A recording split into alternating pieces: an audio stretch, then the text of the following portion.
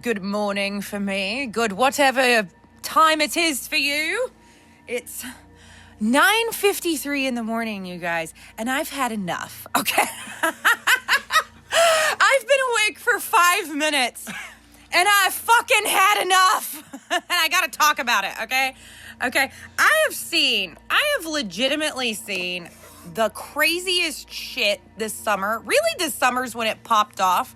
I have never seen the level of psychosis masquerading as business coaches, spiritual guides, energy workers, real magic, but without any tools, training, and definitely no candles or actual spells, although I'm going to call my stuff spells even after I was selling manifestation without spells because you don't need spells and spells are unnecessary. But that was months ago and that launch flopped. So now I'll just say anything to try to get people to pay me, right? That kind of energy has just been, I would clearly never do that. I've been selling spells forever with lots of tools, lots of training, and lots of expensive candles and herbs because we like that shit here, okay? I've just had it. I've had it, and I'm ready to talk about it. I'm ready to highlight and talk. This is going to be nothing but an entire episode of me throwing shade. If you don't know who I'm talking about, I'm not going to name names, but I'm going to be honest. I have a theory that every single person or every single thing I'm going to talk about, you could just put probably, I theorize there's probably at least 500 to 1,000 people on the planet that would match every single individual that I'm going to discuss in this rant, okay? So I think you could just put all those people's picture on a wall if you could find them all. I don't know who they all are, but I'm convinced they exist. You could just throw a dart at one of them and be like, oh, it's that one, and yeah, there you go. Because I think that there's just an enormous amount of people out here doing the same exact bullshit, parading themselves as being of God. We don't do Christian shit here, FYI. If you're looking for Christ consciousness bullshit, please go find a church. It is not going to be me. And I can't believe that anybody, the shit I've seen, you guys, I have had so many, the flames on the side of my face. I have had so many of these Christians in sheep's clothing turn up in the spheres of magic, of witchcraft, of consciousness with the most full-scale Christian-coded bullshit hiding in their harem pants. And they thought we wouldn't notice, but I read the Bible 6 times before I was 12 years old. So you can't actually, it's really funny when people who are like, because they never have, right? They never have. You can't debate Bible shit with me. It's not gonna happen. Just because of my training when I was a child. I can't even talk. I can't even talk. I'm literally so overwhelmingly disgusted and done with the bullshit coming out of predominantly people who are actually just mean girl wannabes who will never do anything actually valid or expansive or big or real or original. That's one of the key points here with their lives. All of these people have one thing in common, and it's they can't do anything original. And then they want to say, my energy's being siphoned, my templates, my God-given creation templates are being used, and I'm getting the bad karma from it. No, honey, it's not. I happen to have the ability to remember where I know people from, and every single little bitchy wannabe witchy that I have encountered in the past couple of years has had one thing in common. They fucked around in past lives, and they had any ability to do certain things stripped from them. Because when you fuck around with magic enough, the deities and the councils and the beings and the ways that works, the architecture of magic itself will hand you your ass on a platter. Okay? So I don't care if you think, oh, black magic and ill intent against me is alchemized. You're your own ill intent. Okay? You're the one fucking doing it, and it will always continue to bite you in the ass. Moving right the fuck along. I've had it. If you can't tell how pissed I am, I have been in this industry for 10 fucking years now. I have worked in the spiritual realms for 7.5 exclusively. 7.5 years exclusively. I've seen so many people come and go already. It's like, oh, just another little bitchy wannabe witchy has entered the chat. Can't wait for them to have to go get a real job again. Because it all happens. Or they go back to Jesus. Every fucking time. Every fucking time. And I have had it. I have had it with these people coming in. They are wreaking energetic havoc on every soul that they touch via their social media posts, via their clients, my one-to-one work, where they're literally energetically vampirizing their clients, where they're smashing their timelines into a million pieces and calling it clearing. That's not clearing, okay? So there are a lot of very untrained people with absolutely no lineage who decided to go out, create a bunch of shit that they wanted to call their own creations, and really it's bastardizations of misunderstood magic. Full stop. That's what it is. Okay? I gotta hit the bong about it. This is not gonna be a cohesive, I'm done with that shit. I'm done with this fucking cohesive, linear, masculine, but fucking imitating and masquerading as the feminine, okay? There are a lot of women currently incarnated that I'm convinced are anything but. And they are literally the people who are traumatizing the world the most. I fucking said it. Most of these women will also tell you that they were men in past lives or that they have predominantly masculine energy. It is running rampant, and they're targeting all of us. If you're listening to this, you've probably been targeted by at least a handful of them in your incarnational experience, and it is time to shut these bitches down. Okay? And that means, you know how we shut them down? Revoke all access to your energy. All of it. All of it. And anytime they try to use it, it will bite them in the ass. And put that on your energy. Anytime anybody tries to use my energy, it's going to bite them in the ass. They're going to get their asses handed to them. My energy will turn around and fucking use them when they try to use mine. When they try to use me, when they try to siphon my shit, when they try to use my work, when they try to use my words, when they try to use my templates across time and space, whatever. Right? These people don't understand how architecture or grid work or templates work. And then they're out here like, this is of God or this is not of God. That's Christianity all over again. It is not energy work. It is not multidimensionality. It is not spirituality. It is the biggest religion to already fucking exist on this planet that has traumatized and harmed billions of people, I would say. Personally. It's the most destructive force to ever exist. Hi, it's Christianity. It's Christ. It's God. The most destructive to ever exist. So if you're not willing to support that, you might want to, and you're working with some of these people, you're listening to them, you're like, oh, maybe they're just misguided. No. Cut them off. Full extraction. Cut the diseased part off and make it go live by itself. They can go energy work on each other. But that's not what they're doing. They're trying to come in and siphon the energy off of people that they don't give a fuck if you conform or you agree with what they say. They just want your energy. They just want your codes.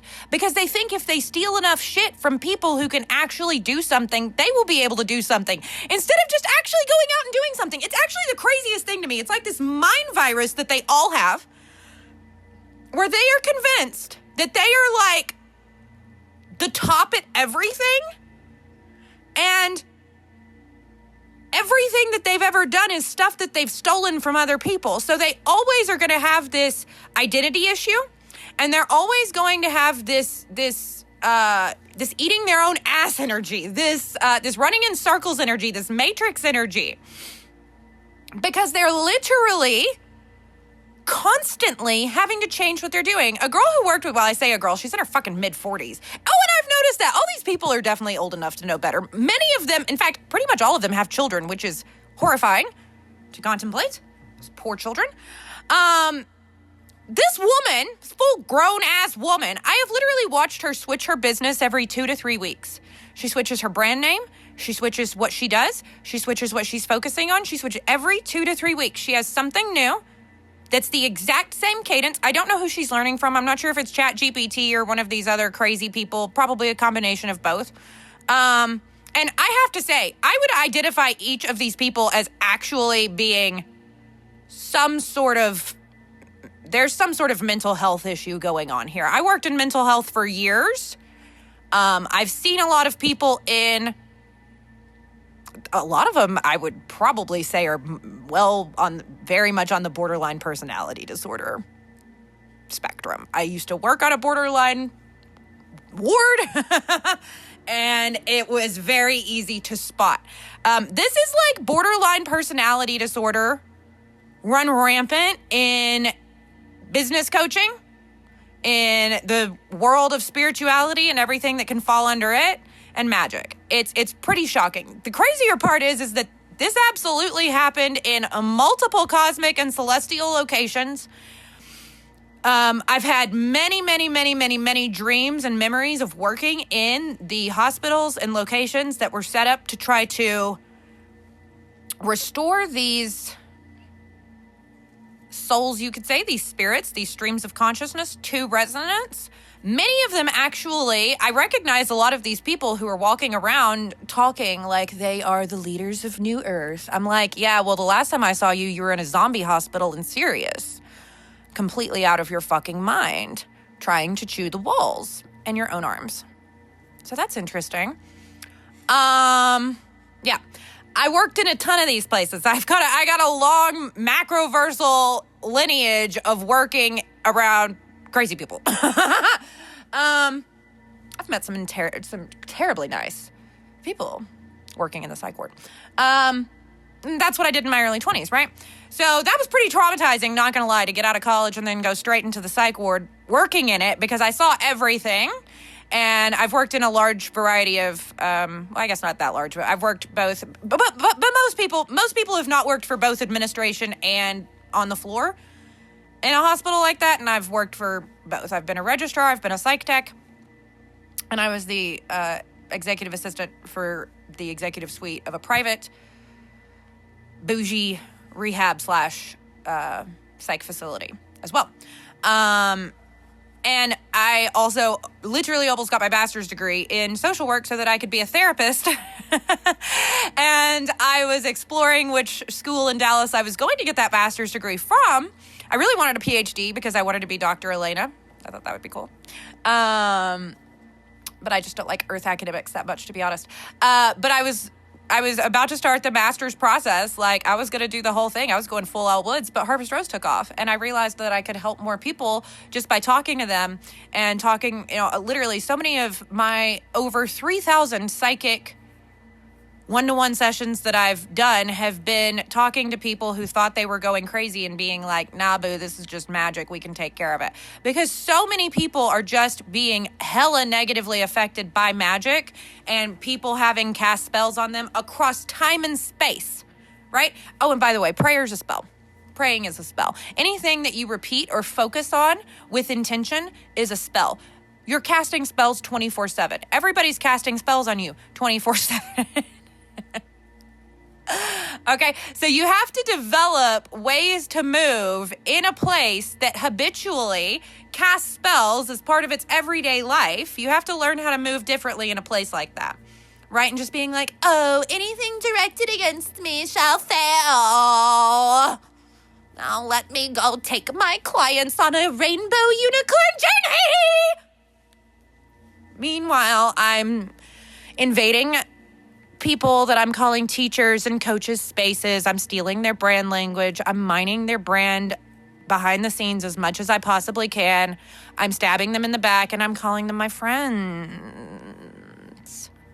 Oh, there's a lot of doesn't match the public persona going out behind the scenes.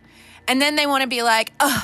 I've seen the craziest shit this summer. I've seen the craziest shit. They will literally be like, someone called me out for not being the same person behind the scenes as I am on the internet. And here's how they were wrong. These are the most narcissistic, gaslighting people I've ever seen calling themselves the leaders of New Earth. It's actually shocking. It's like if you took the leaders of Old Earth and made it 10 times worse and dressed them in harem pants and gave them tits. And then called them New Earth and priestesses and energy workers and sovereignty guides. I said this is going to be a rant, and I'm tired of not throwing the shade that I want to throw. So if you have a problem with that, fucking stop listening to me. Goodbye. Anyways, next. We're going to have a celebratory bong hit. I'm freeing my throat chakra. I've literally never seen this level of insanity.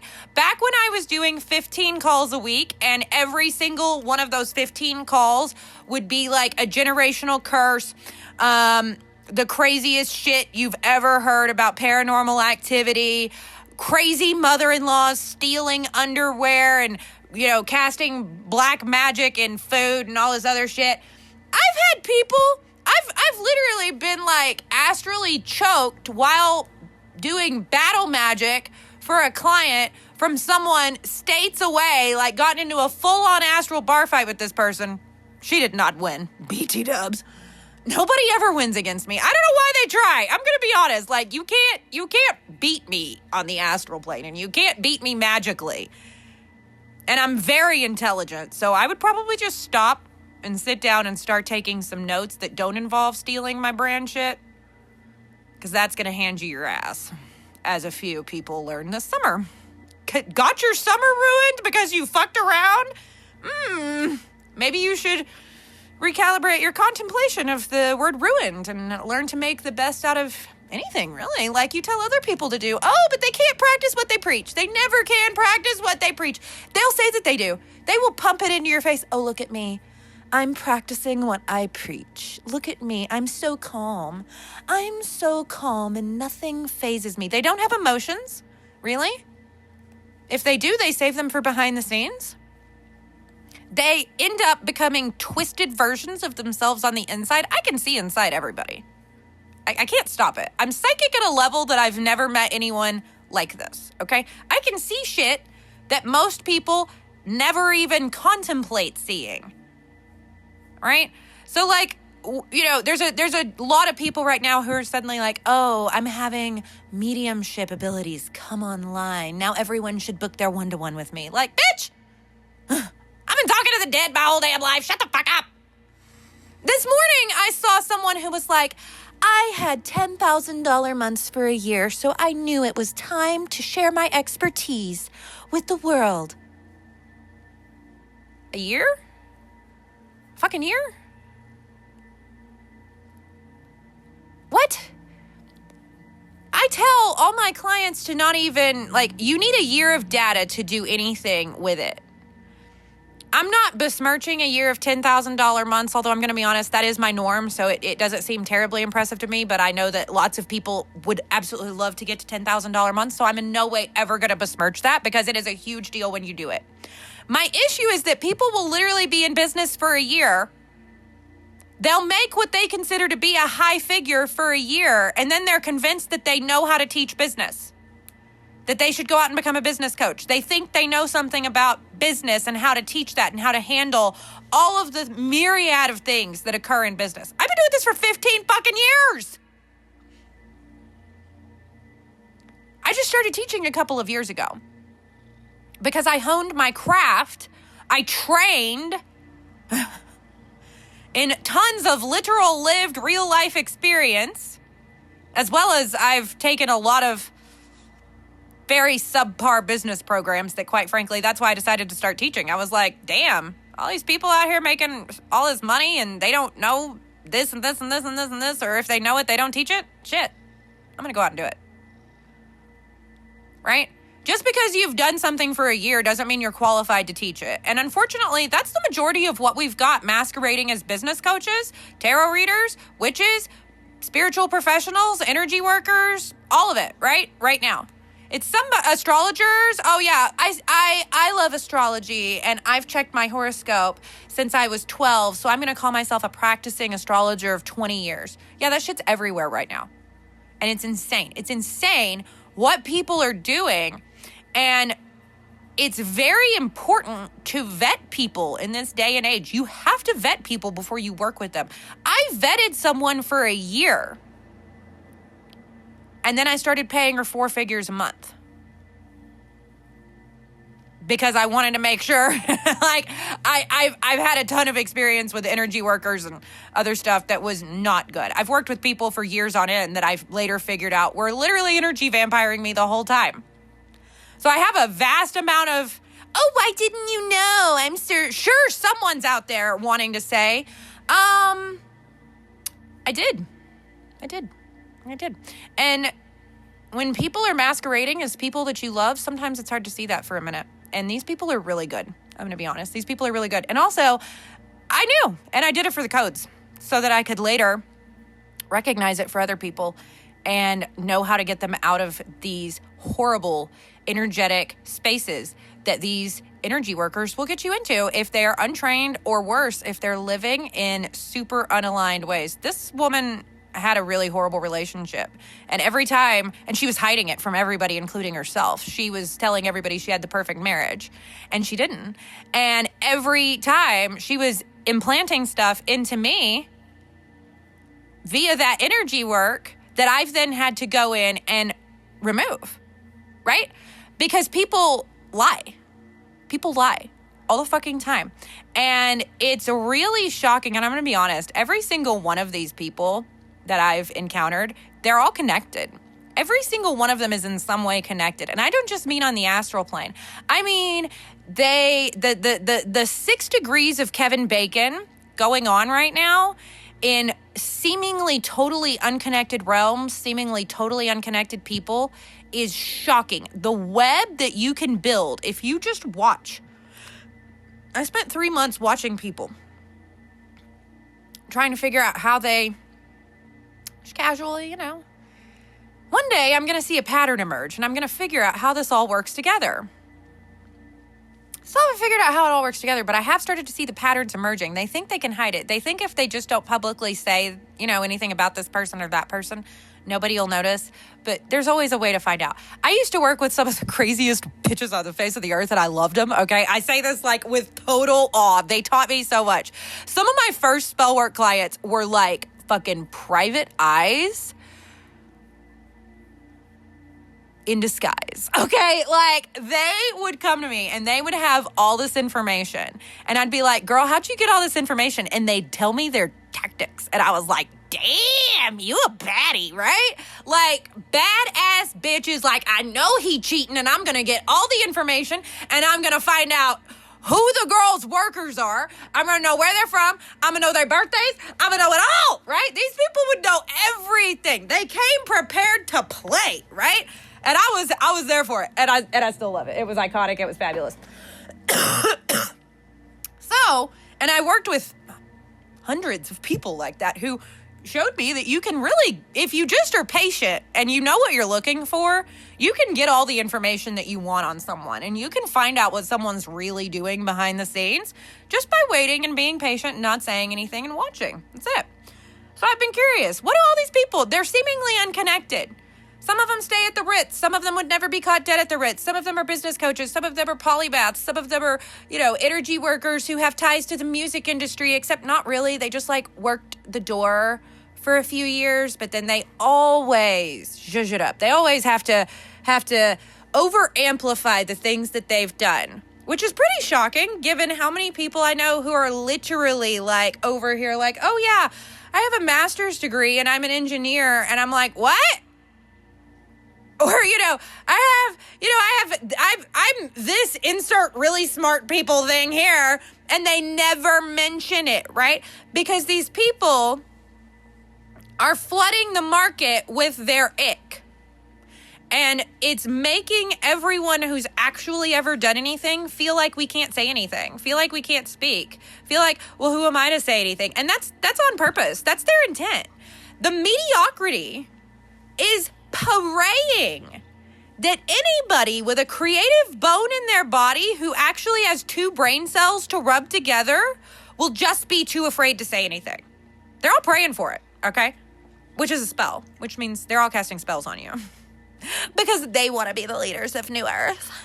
because they're here. Oh my God, my favorite thing is you can always tell it's them because they say things like, I can't wait for more money to be in the hands of good people like me because we'll be doing good things with it. They all say that in some way or another. And they all have something against like real magic. They all want to talk about how they do real magic, but when it comes down, like, they would never cast a real spell. And if they decide, like that little student that I mentioned who is banned from everything with me, literally I've got her blocked on everything, but I've got my ways of seeing shit. Don't worry. I can block you and I can still see all y'all shit. If y'all didn't know I'm a petty bitch, you at the wrong place. Like, I think everybody that ever worked with me as a professional witch worked with me because I was a petty bitch. And they were like, you gonna take that petty bitch and you gonna petty bitch for me? And I was like, yes, I am. Right? I will track down every fucking tendril of the ick that's ever tried to fuck with you. And then I'll do battle magic on it. And then we'll do a blockbuster and a road opener. And then we'll do like magic to attract whatever the fuck you want with expensive candles and herbs, by the way. I only use the best for my clients. So I use lots of very expensive candles and herbs willy-nilly because I love it. I've been sitting on this for 2 weeks because the night before she changed her business name again and all of her offerings again, I was like, oh, it's coming. And there it was. But then it was basically spells without the spells. A spell to arrive safely. This is real magic. You could just ward your car and not think about it ever again. You don't need to cast a spell for that. You just need basic protection. Oh, and there's another thing. They'll always tell you things like, when you use magical shields, you're repelling the things you want. Instead, you should just activate the glitter field. That's because they don't want you to have protective shielding so that they can come in and fuck with you, by the way. That's what they want. That's what they're doing. It's not because they think everybody's just so strong and powerful and no ick exists. It's not that. It's that they know somewhere deep down that they're the ick and they're doing anything to keep us from protecting ourselves, from shielding ourselves, and from removing them from our sphere of reality. Because that's the thing. They won't just go create their own sphere of reality and leave us the fuck alone. They are obsessed across time and space with trying to take ours. We can go to another planet and they will show up. Like, what you got going on over here? Oh, let me get some of it. Oh, let me slide in with my harem pants and tell you how I'm the divine feminine incarnate. Fuck off! Fucking had it. And they're all love and light. Oh, love and light. Oh, no, I'm an alchemist. And I'm all about the love and light. Yet they never use the word alembic in common conversation. And that's how you can tell a real alchemist from another one. They don't even understand what the word alembic means, as evidenced by a faux alchemist I had in a VIP day earlier this year who literally could not tell me the 7 steps of alchemy, but was teaching a certification program on alchemy. And she was like, oh, well, that's not really how mine works. And I was like, oh, so how does yours work? Not trying to be shady, like, I thought we were having a good time, so I was like, oh, somebody to talk about alchemy with, yay, right? And she was like, oh, she couldn't tell me anything about how her own modality that she supposedly created and is selling in $2,000 certification programs works. She couldn't fucking tell me. Are you fucking kidding me? Are you actually fucking goddamn kidding me? That's insane. Like, do you understand the level of insanity that is? Come here, baby. She's like, I gotta go eat some disresonance. Mommy's yelling. Mommy, kissy. Yeah, we balance with the kissies. That's the baby. That is the baby. That's our little girl. That's the Mira. That's the baby. Yes. She's cleaning the top of the coffee cup. She's like, I must make sure that there is no coffee to spill. I don't think there was any coffee on it to begin with. But we appreciate your efforts, Mira. You're such a good girl. We love you so much. It's almost Mira's 3rd birthday, and we're terribly excited. It's on 9/11. Which was a choice. Which she'd grab, like, you couldn't have gone for 9/10 or 9/12. She's like, nope, you're never going to forget it. Nope, we ain't. Nope. I think that's an ultimate recoding. You know, yeah. Mira's like pretty much the most joyous, delightful being I've ever met. I love you. Oh, kissies. That's my baby. Oh. And I taught her how to give hugs when she was a baby. So she'll come over and just put her head on our chest like she'll just hug us. It's the best thing ever. You got to teach how to give hugs. You got to do it. I would just hug her and I'd say, huggy. And she learned. She's the smartest baby. She's so smart. You're so smart. This has turned from a rant into a rant about how wonderful Mira is. Yeah. And this is real alchemy. We get the ick out. We transmute all that shit. And we enter into a new level of reality. We transmute it again. And then we finally emerge with the ick, but a vague, distant memory. We get lattes and kissies from Mira. Hi, baby. Hi. I know. See, it worked. It worked. I've completely forgotten what I was ranting about because you're so beautiful. Who are those people? I don't even know. I don't care. It's just the Miras. If you didn't know, Mira is a Virgo sun, Aries moon, Aries rising manifester in human design, just like mommy. Although she's, I believe, an emotional manifester and I'm a splenic manifester, so.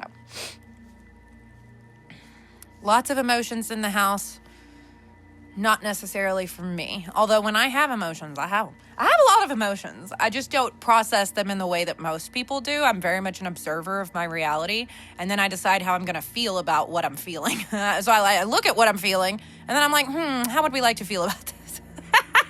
And that's on alchemy. I wasn't able to do that before I consciously programmed myself. Alchemy is a program. Alchemy is basically an operating software for your brain to function on. Most people do not have alchemy installed. Alchemy is installed into your brain like a computer program. That's the most efficient and effective way to do it.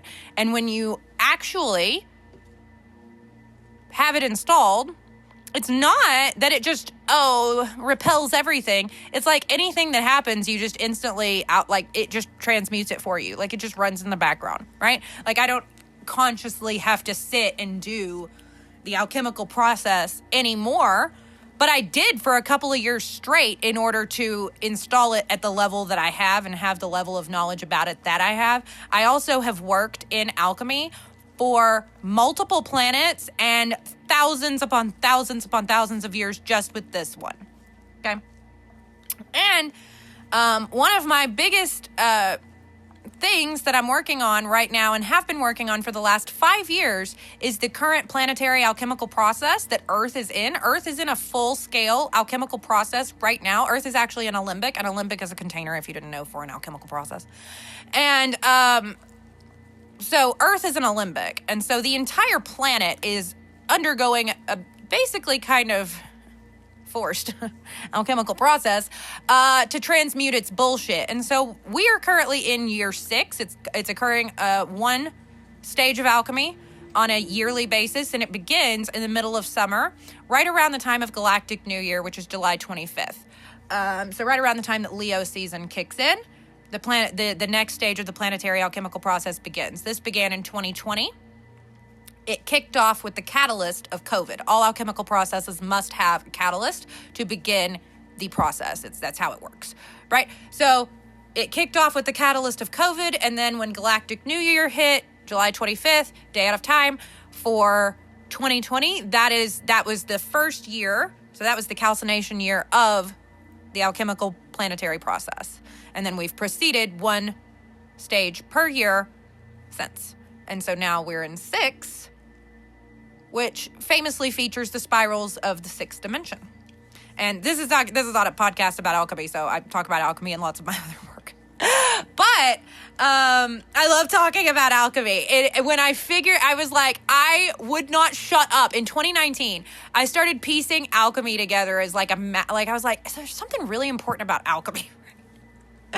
And I started kind of dabbling in a little study here and there of stuff. And, by this point, it was just kind of the next thing on my list of, witchcraft, magic, and the occult that I was studying. I just kind of very methodically studied all the major magical traditions and all of the pantheons and, the cultural ties behind people doing magic in this geographical location via this geographical location and what they shared. And I was doing a lot of, compare and contrast for, there being basically, because there's the same exact figures appear in every single mythology and every single religion and every single pantheon. The exact same practices tend to appear over and over and over again under different names in every single one of the magical traditions. They're basically all the same. They're just using different verbiage. So alchemy was just next on my list. And in 2020, I realized that my entire magical process that I had been using already for 3 years straight at that moment in time was alchemy. So my entire spell casting, if you've ever heard of, the fact that I do, my specialty was battle magic, right? And it kind of still is. My entire system of battle magic functions on alchemical principles. So you have to go down to the root. You have to take care of the issue at the root of the cause of your issues, and then we build back up from that. You have to burn it all down to the ground and see exactly what that root cause magically is, and then you can take care of that with spell casting and then move on, right? And it does require a candle. I've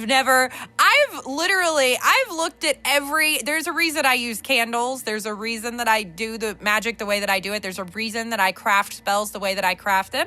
And I have created, at this point, I want to say because what nobody knows is I never stopped creating spells. I've spent the last year, nobody really knows this, but I've spent the last year honing a spell casting process for individuals that are specifically carrying extremely high levels of high frequency ranges. Cosmically, I call them cosmic royals, and that means that there's somebody who can successfully carry the entirety of their frequency range across space and time. They can incarnate, they can go full immersion amnesia, and then one day they can wake up and remember everything. That's what a cosmic royal is, right? So I have been honing a new system of spell work specifically for these individuals because they had... all of these individuals have been pretty severely magically attacked across time and space, and that was causing residual lingering stuff to transpire. It's really different for every individual. I have been focused on one client to hone this system, and it's been really, really cool the way that we have. It's been really cool to get to just do spell work for one client. I've never gotten to do that in my entire career. Getting to focus on one client spell work wise is really cool because it's given me so much knowledge and so much depth of what is going to be the best, what is going to be the most necessary, what's going to be the most efficient, the most effective for my clients moving forward. So it's been really cool. But the entire system functions on alchemical processes. And so it was so funny, back in 2020, you could not come over to my house. 2020, 2021, you couldn't come over to my house. You couldn't have a conversation with me without me talking about alchemy. It was not going to happen. Right? I remember, I think it was Mabon. It was Lammas or Mabon, because we didn't have any holiday. I used to do holiday parties for all the pagan holidays at my house. So every 6 weeks I was hosting a party, right? And we didn't do that for the first couple months of quarantine. And then I want to say it was around fallish, I think.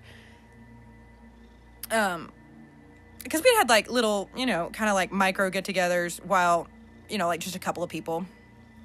Predominantly, group chats and stuff like that back in the day. But literally, all I talked about was alchemy for 2 years straight. I would rant about alchemy to everybody. This is what I was doing. It was the whole thing. I don't remember how I got off on that rant, but I've had it with the fake alchemists. I've got a whole episode about that for the new Paradigm of Business podcast. about the fucking fake alchemists, and I've just had it. I've had it because none of them actually know. Like, they're all like, I'm going to teach you this, and then I'm gonna teach you how to actually do something with it, with my coaching. Oh, fuck off. Ugh. I've just had it. Meanwhile, the coaching and stuff that keeps people, they'll look at their clients. Their clients been making the same little peasant dollars for years and calling themselves leaders of New Earth. The peasants, they are peasants. They're clients. The peasants they don't even pay their bills with the money that they make. Right? They have to reinvest it into another coach to teach them how to make that same 100,000 the next year. And then, oh my God, I need another coach to teach me how to make the same 100,000 the next year. And then I need another coach to teach me how to make the same 100. And then they call it, I'm always investing in myself. Okay. Time for that bong hit.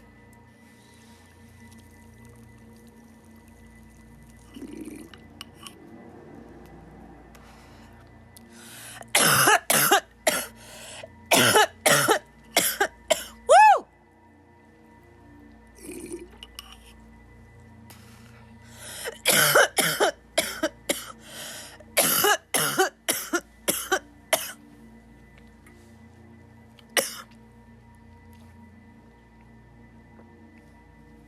And I think one of my favorite parts is that, like,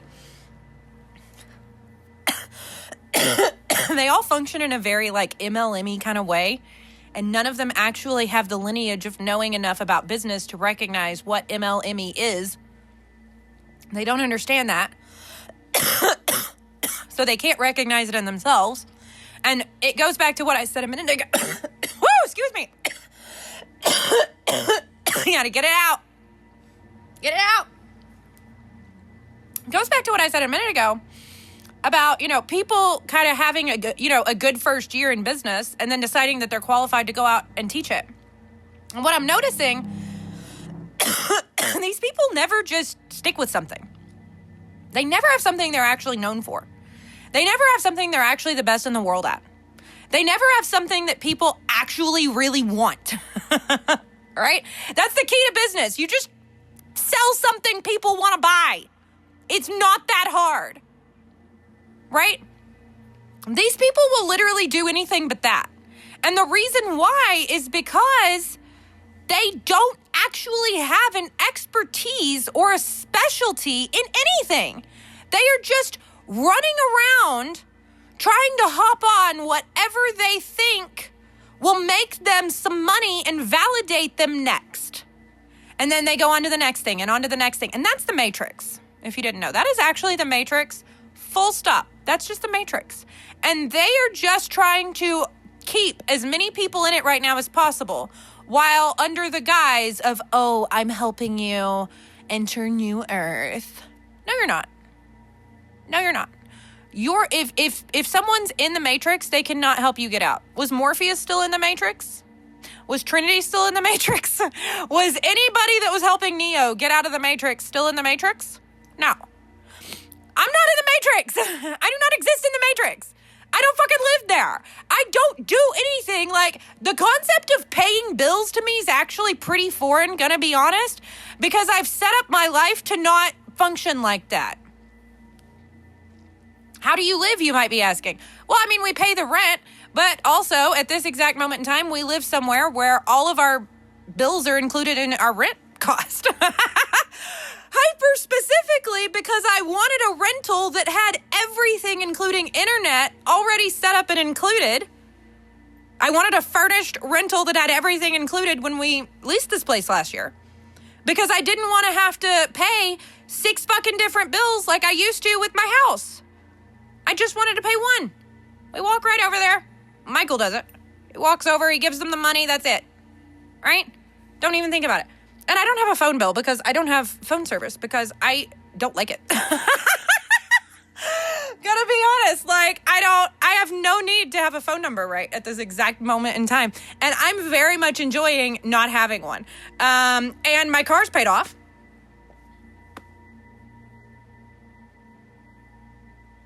And I don't fuck with all that mafia wannabe bullshit with all their little insurances and all their other little shit and all their this and their that and their crap. I just don't do it, right? I just don't do stuff like that because I used to, and it never once. We don't have to have renter's insurance here. Some some locations you do have to have like renter's insurance. I just pop that on auto pay if I had to be honest. But I hyper specifically have coded my reality to not be what it once was because I wanted out of that matrix. And you can't do that. And if more people insisted on this being their reality, the matrix would fall. Like, that's all you have to do. You just have to break it in your own life. But so many people are so attached to it because they just can't contemplate that anything could be different.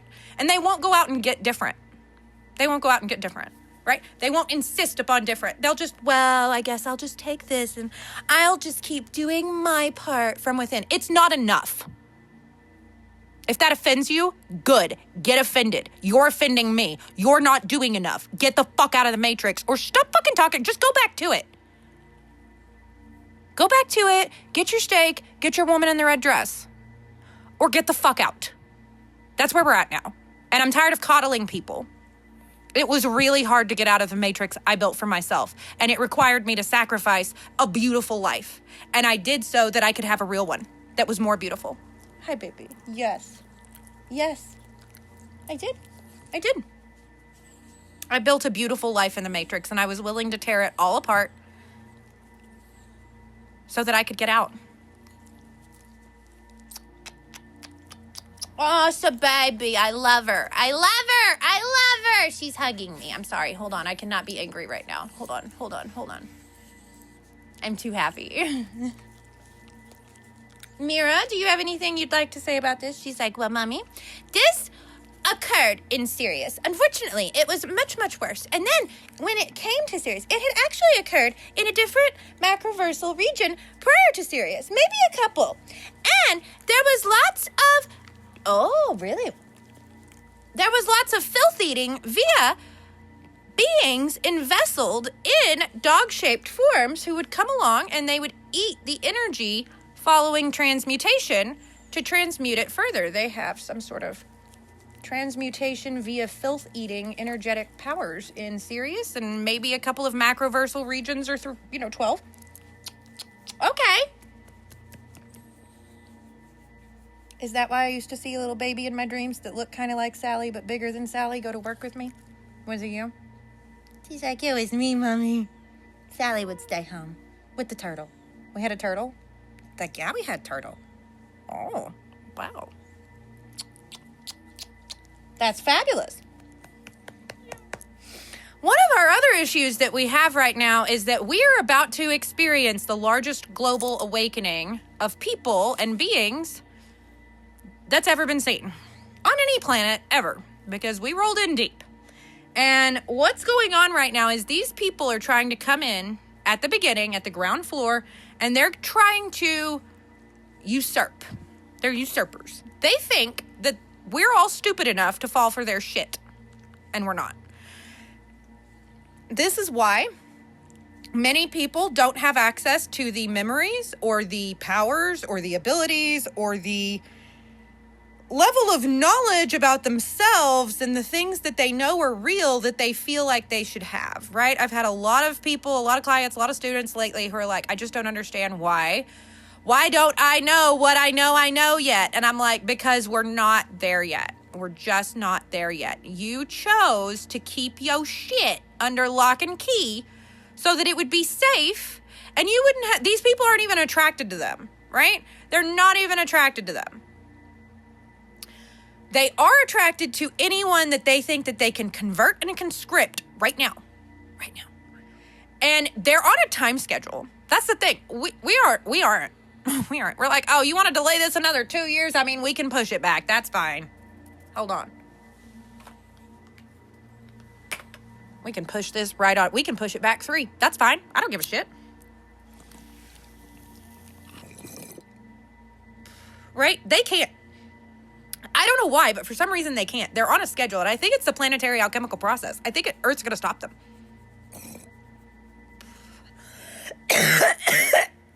Woo! That's a taste.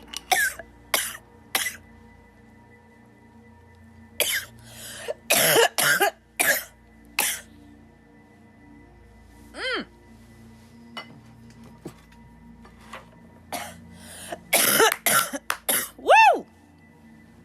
Y'all. That was a rough one.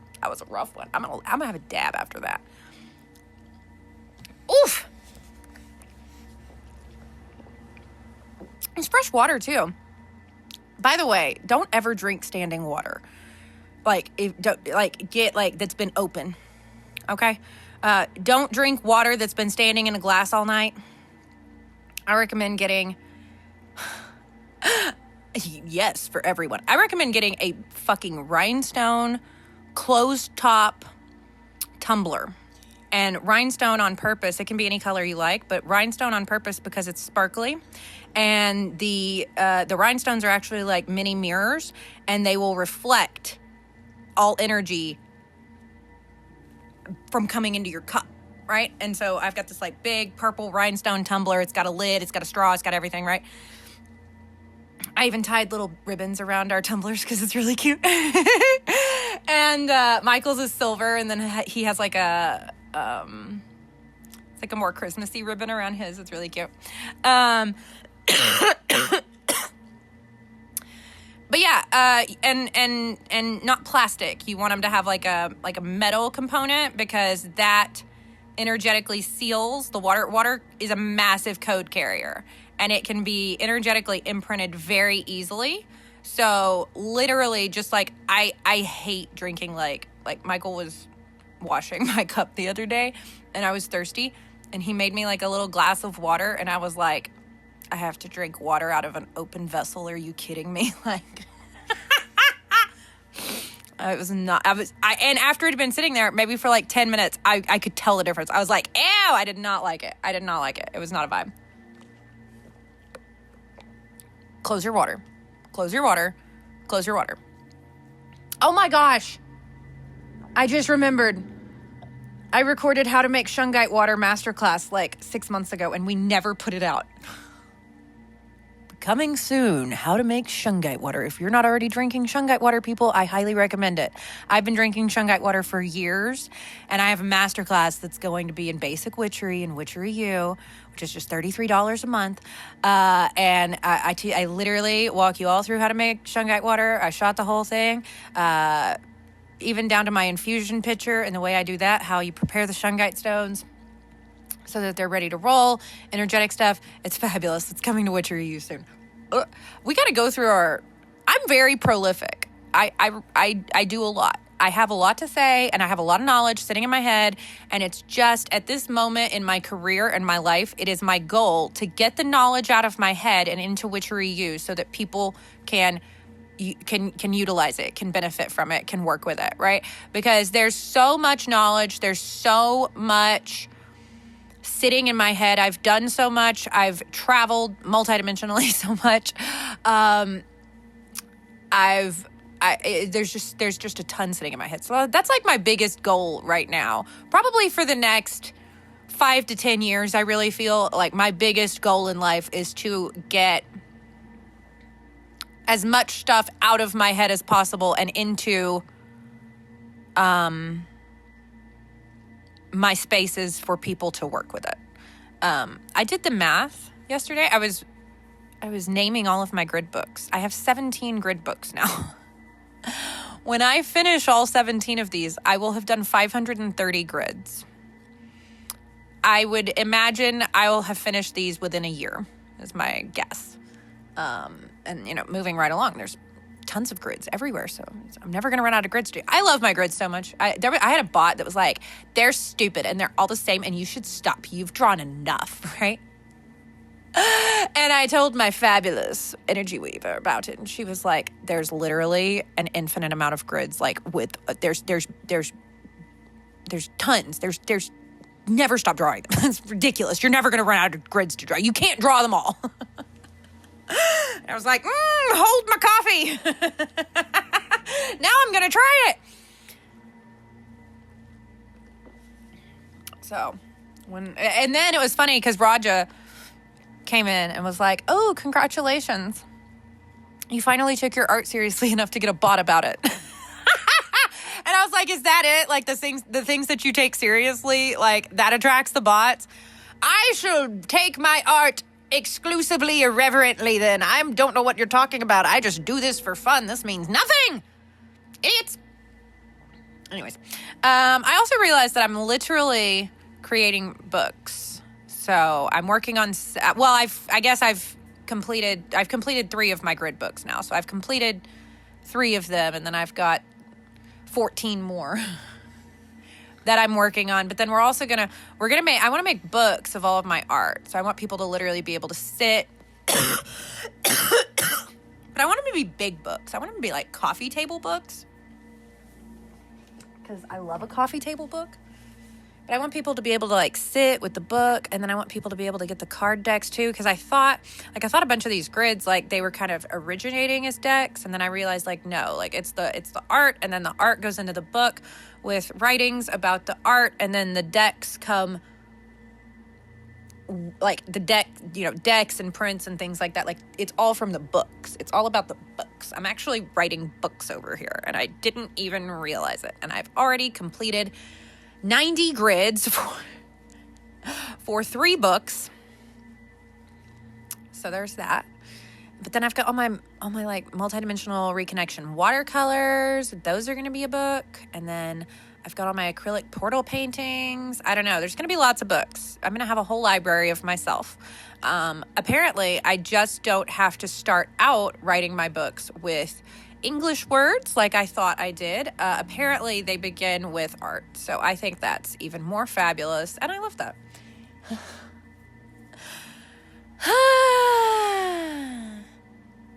And there's no integrity with these people. Okay. Oh, you thought I was done ranting? I thought so too. I was like, do I have anything else to rant about? And I was like, the integrity bit. That's the thing. There's no integrity. And these are typically the people who talk about integrity the most. And it's pretty ridiculous. And it's pretty cringe. And not in a fun way. It's cringe in a you peaked in high school and you don't want anyone to know way. The lack of integrity running rampant. I thought I had seen it all in professional witchery, because the lack of integrity with the people who were out there masquerading as professional witches, as spellcasters, as root workers, as whatever you want to fucking call yourself. The lack of integrity with a ton of those people, like the stuff that clients would come and tell me that they had done. Literally I had a client one time tell me that they had, I can't remember if it was them or maybe a family member, something like that. Anyways, they had gone to a spiritual worker and discovered that this person had basically put like combustible powder into like, they were like doing like magic party tricks, right? With their like card readings to try to convince the people that they had demons after them and they should pay them money. Like, and I've heard a version of that story so many times of like people doing things to make people afraid, and there be, oh yes, there was just you just heard, it's like, I mean, it's the whole, knock once, it's like the old fucking, oh wow, we're right back to the fucking early 1900s with all of the seances and the spiritualists, and it's the same damn people. I recognize some of these people. I'm like, I knew you in 1903, and I fucking didn't like you back then. Excuse me, I've got to blow my nose. Had it with just not existing. If you have a problem with the fact I need to blow my nose, fuck off. Good. I hope I offend you. At this point, I just want to offend people. Or you're like, good for her. Blow your nose. You know what I mean? Like, I've had it. And all of these people, they all try to pretend to be the most professional. That was the joke with why I started calling myself a professional witch. It was a joke. I've made my entire career a joke to myself. Because it's more fun. But I also take it incredibly seriously, right? It's the dichotomy of pretension. But it was a joke. It was a joke because I saw all these people constantly taking themselves so seriously, and I'm a professional and blah, blah, blah. And I was like, fine, I take myself seriously and I'm a professional witch. Now let me go get my questionable herbs after you, motherfucker. Right? Let me go fetch my dick candles.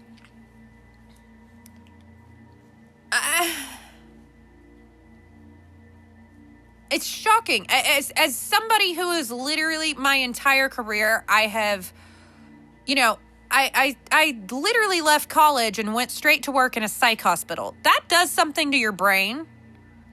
And it does something with your perspectives on life. And I always wanted to treat my patients with just as much dignity as possible. Psych hospitals are often very undignified places for the patients. And I hated that. It's one of the reasons why I didn't stay in that career path, because I didn't like the way that it was run. And I just didn't feel like that was my path this time. You know what I mean? And I started Harvest Rose when I was 26 years old. And I was 27. I was 27 years old when I started Harvest Rose, and Harvest Rose took off when I was 28. I was 28 years old, and I had all of these people coming to me for spiritual guidance, spiritual advice. I hadn't even had my Saturn return yet. I didn't know what a Saturn return was then. I didn't know about a Saturn return. My Saturn return, though, I'm going to be honest, it was pretty great. My life fell apart right before it, but then everything was so good. Like after it was just like right before it was like, gotta get this unaligned asshole out of your life. And I was like, and then I was like, wait, I'm a bad bitch. And I think I went shopping a little bit, and then my business took off, and I created one of the most iconic legacy brands of magic to ever exist on the planet Earth. Yeah. So if you've got 5 Capricorn placements and you're like, I'm fearing my Saturn return, honey, it's going to be fine. You're about to make so much fucking money. Just go ahead and break up with whoever that asshole is in your life. Just get them right on out, and maybe find a fabulous therapist and, do a lot of witchcraft. That's going to be that's my advice. That's what worked for me. So I also spent 6 years in trauma therapy. As someone who, my therapist had actually worked at the same hospital that I had, and we knew a bunch of the same people, and so that was really funny. So being in therapy as someone who's worked in that field is a completely different, ballpark, but, because I'm over here like, oh, okay, so and what causes this? And then, I'm like, no, give me the most scientific, nerdy, give me the tea about why my brain is doing this. Tell me everything, right? And so I've been in a lot of environments where integrity and ethics are very important. And I always took that into my witchcraft career. I've got notes on clients going back to 2018 was when I started doing digital notes.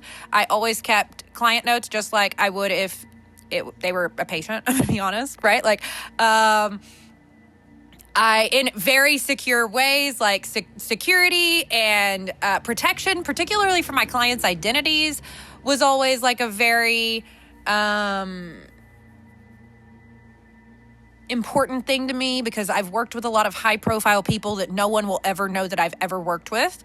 And that's by design.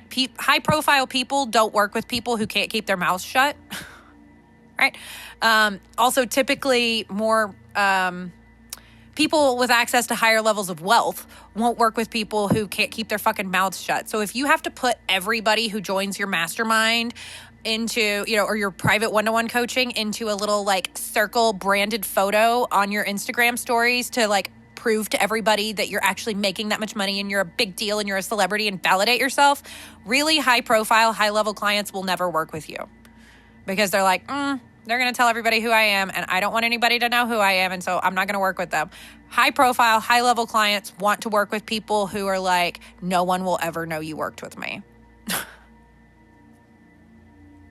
Right? And you have to weave that into your brand. That was, a lot of people would find me, they would book with me, and then they'd be like, I could tell, I was going to be safe with you. I could tell you weren't going to try to ride my coattails. I could tell you weren't going to try to use my name for clout, right? And I'm like, yeah, you're right, because I don't need to. I use my own name for clout. And high-value, high-level people want to work with someone who are like, yeah, honey, I don't need your name. I have my own, right? That's what they want. They don't give a flying fuck about anything else. They want you to be an expert and the best at your job. They want to feel safe with you, and they want to feel like you're not going to ride their coattails and use their name and leak their shit. for, some notoriety and $500, right? So, FYI.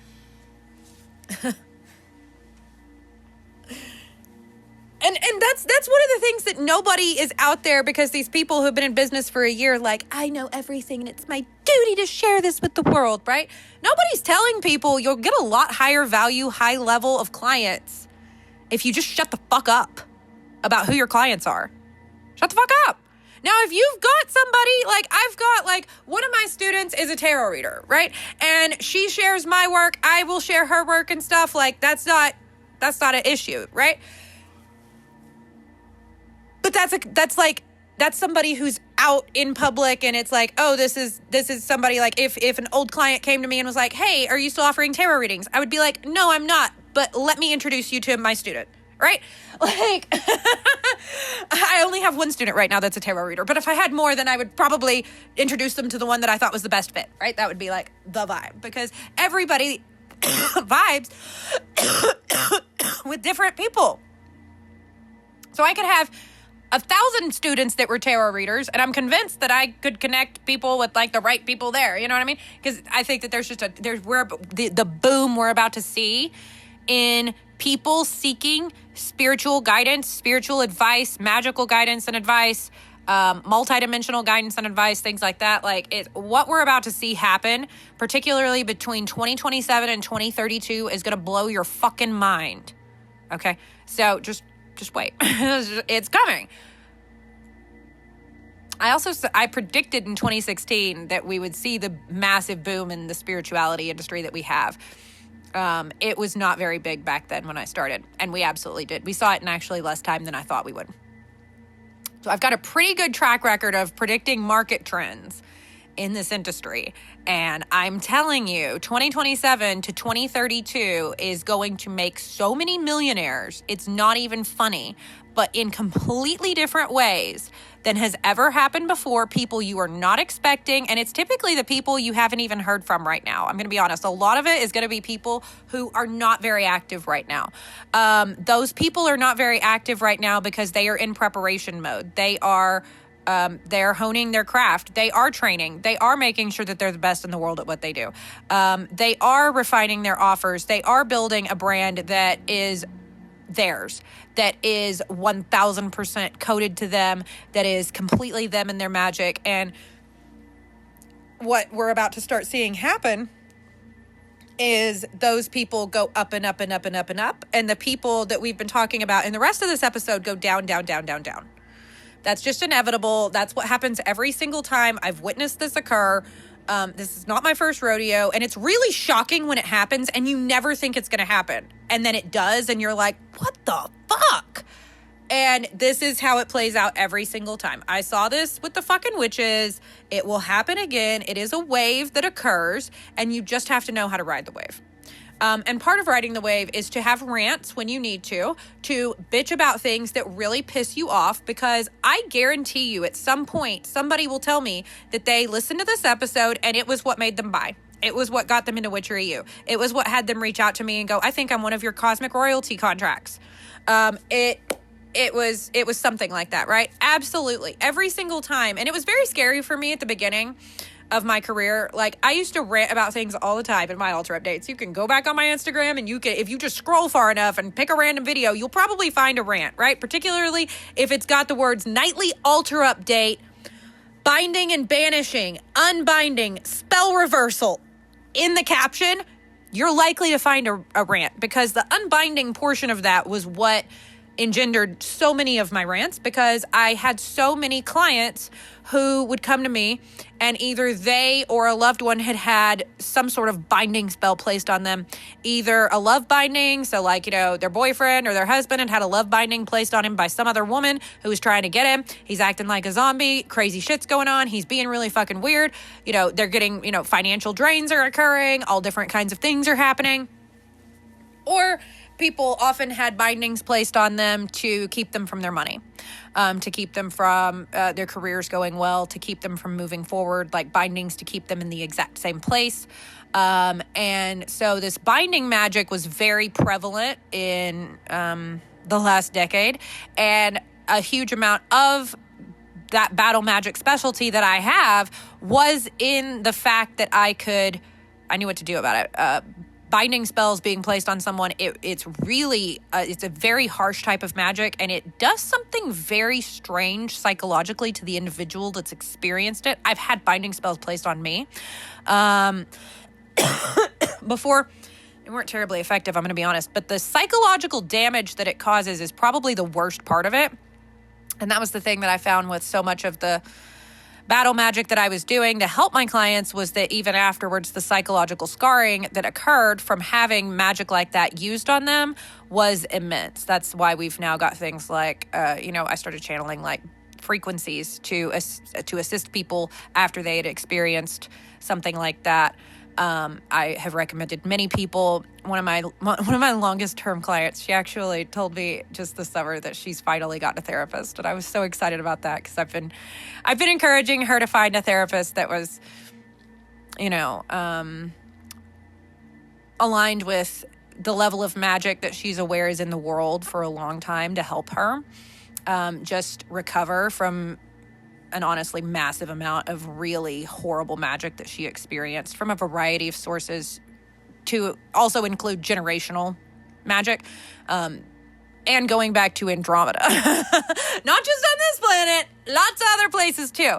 And so oftentimes people really do need higher levels of psychological assistance, psychological healing. It shows up in very nuanced ways.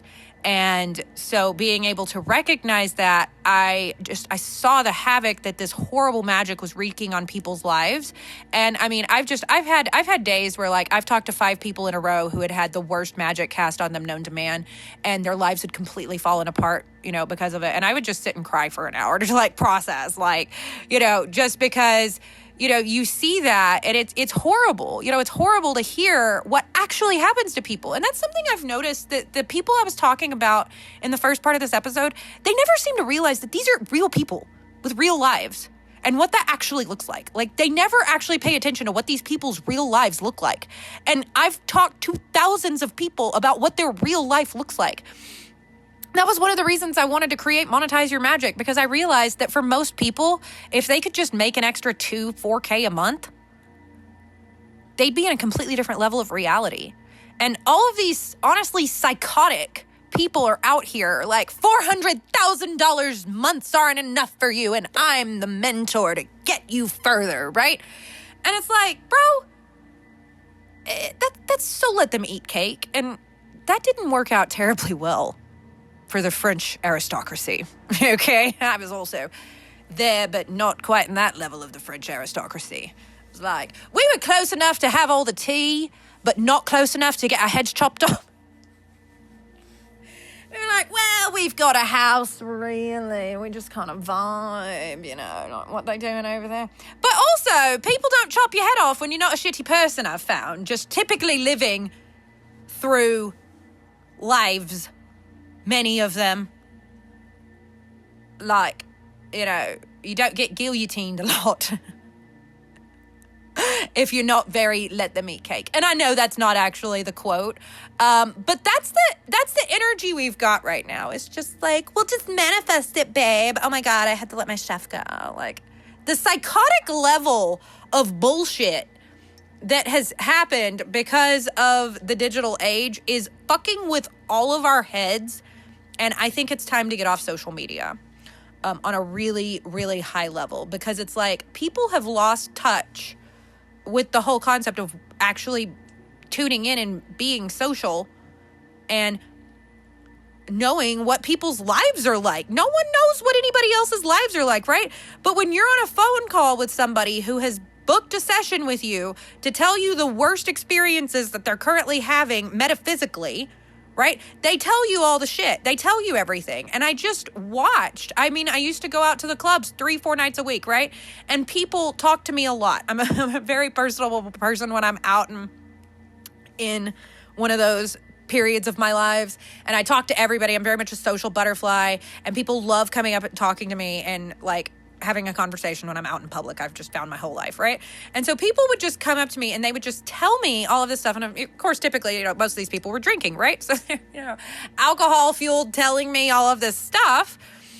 And I started to just pick up these patterns that like, damn, dude, like the bar's on the fucking floor, And that was something I even picked up like, in all of the relationship coaching and magic that I did in my professional witch career. It was like the bar was on the floor. I told Michael the other day, I was like, dude, you don't understand. Like the bar's on the floor with the way that other people that I've been in relationships with have treated me. And like every single day, like Michael gets up and it's like he's 10 billion times better to me than all of my exes combined. And he's like constantly convincing himself that he's not doing enough. And I'm like, no, you don't understand. Like, the bar was on the floor when we got together. And now the bar is like so much higher now just because of him. Like, just because of the way that he's treated me for the last 3.5 years, I love you. I made him cry.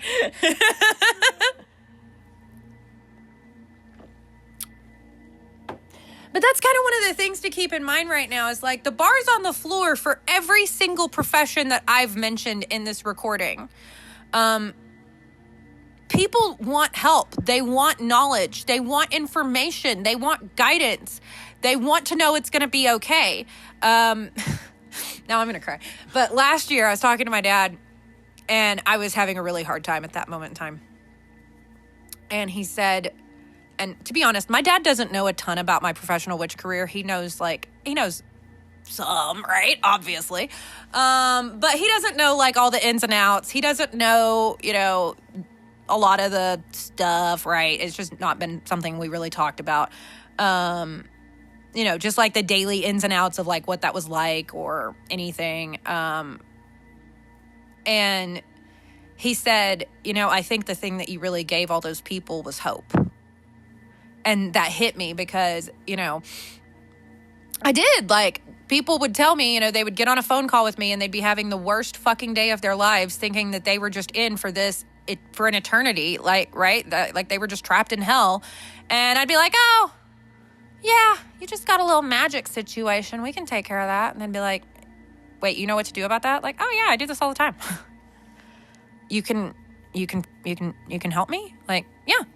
This is what I do, and he was right. He was absolutely right.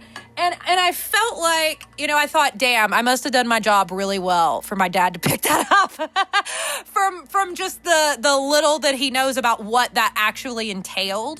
Right. Because I've never said anything like that to him.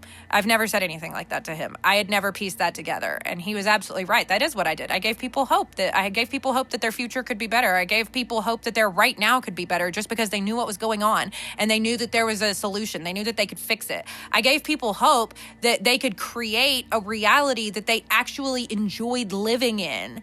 And that sounds so fucking basic. But for so many people on the face of this planet, that's really all they want right now. The bar is on the floor.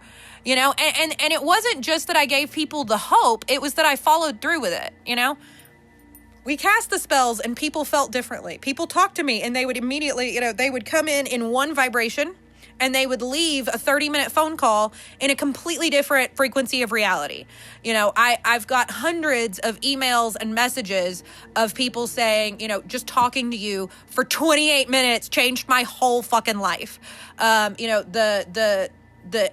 then we would cast the spell work, and it was like people's realities they'd be like, I can't even believe a month ago that was my life, and that's why I did it. That's why I got up and that's why I've done everything I've done. I got really addicted to that and I'll never fucking apologize for it. I do not need to go to rehab for that, okay? Because I got hella addicted to seeing people actually turn their lives around. Actually go into a different level of reality, actually see that all of this stuff, it was just a fake illusion that was ruining their lives. And when we got rid of the fake illusion and the bullshit because that's what all this bullshit magic was. These people were casting mass illusion spells on people, but then what happens from that is real. So it's an illusory source that creates and fosters a physical environment of hell. Hell's an illusion cast by magic. And it's being cast all day, every day on this planet. Cracks neck, hits bong, chugs black coffee. I used to say that the Advanced Spirituality Starter Pack was a cup of black coffee and a cigarette. And I stand by that for an eternity. When shit's about to go down, like shit went down this summer, and I was like, honey, can you go buy me a pack of cigarettes? Not because I needed a nick fix, okay? There's something about when you're about to really do some fucking battle magic.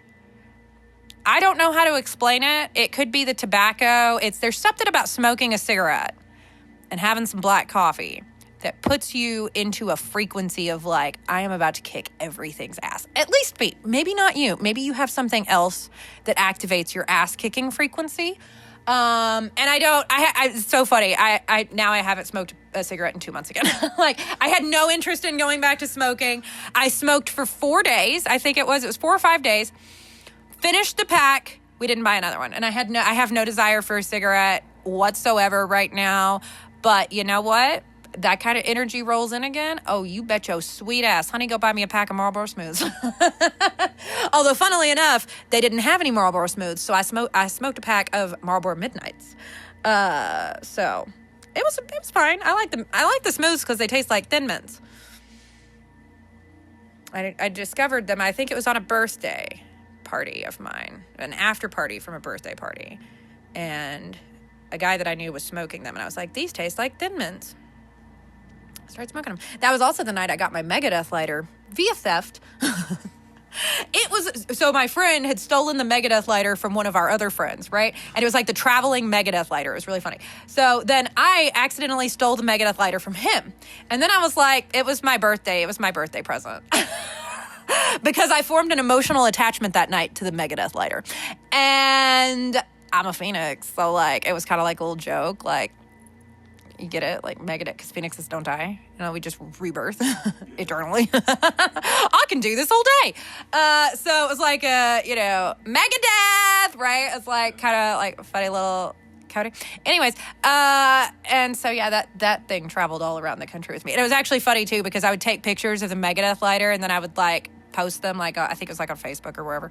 But yeah, it was like the traveling Megadeth lighter. And then it was like a joke, like how many people had owned that Megadeth lighter before I took it traveling. That Megadeth lighter had a grid mission and I was just the vessel. I was just the transport for the Megadeth lighter's grid mission on Earth. Okay. It clearly had a consciousness. There was a being in the Megadeth lighter and it had some gridding to do. I just work here. That's fine.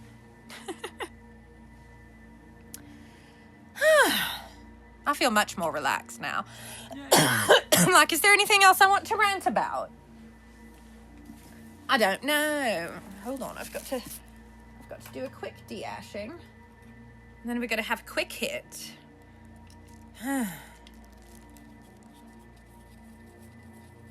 It's funny. It's like, you just... I haven't even singled any one individual out, really. Like, a couple.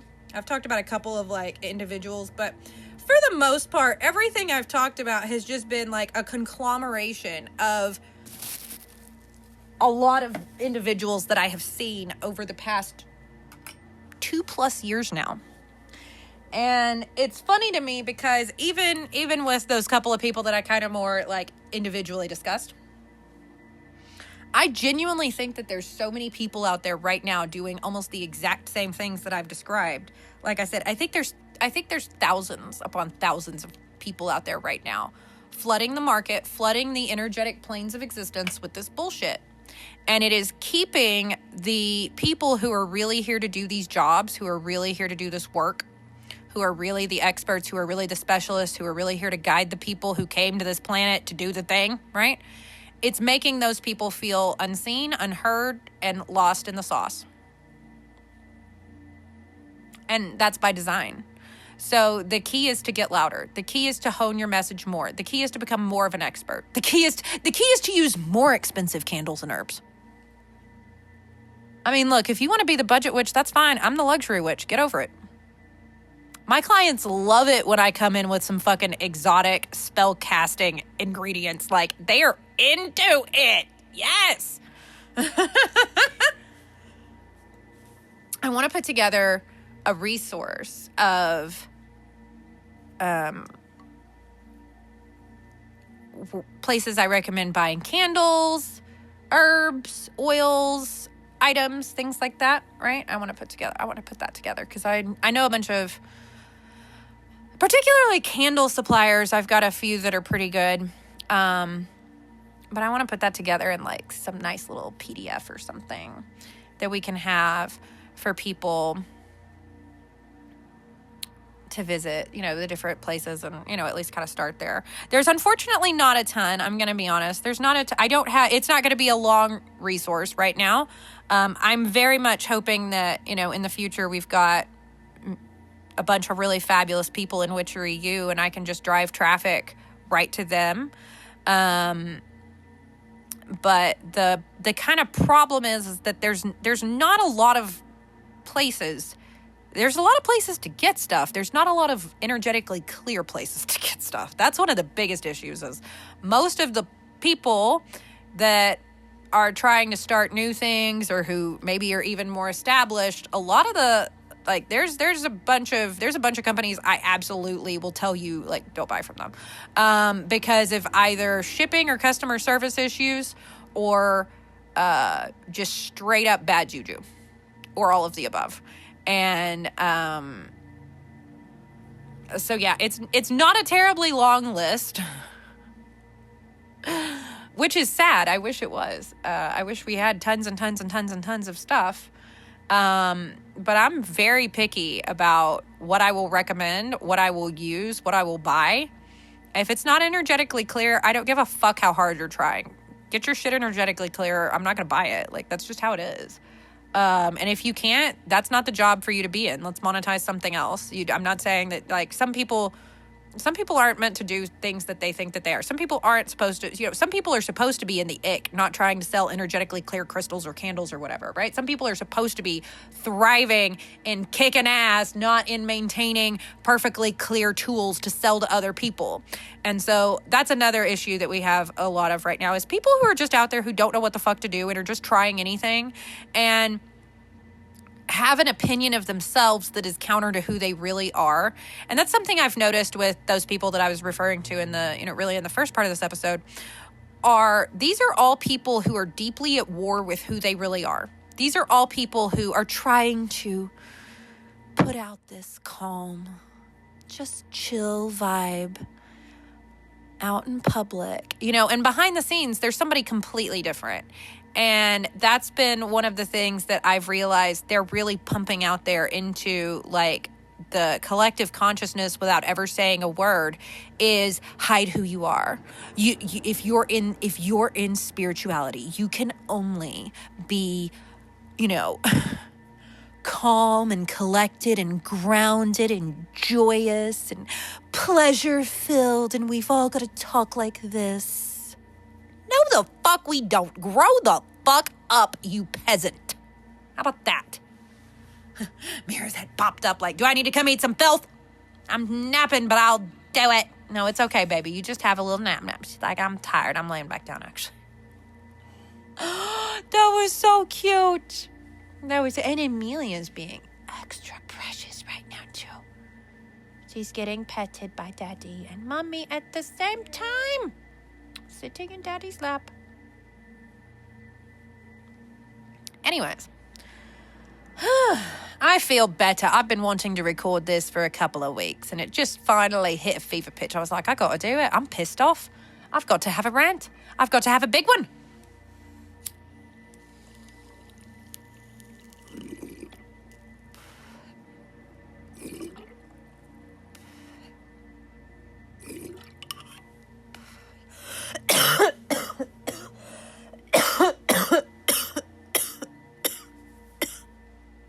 I realized when I was, you know, really spreading the good word about all the PSAs with, like, do not cast love bindings. First of all, they are not fucking infallible. I can undo one in my sleep and routinely do.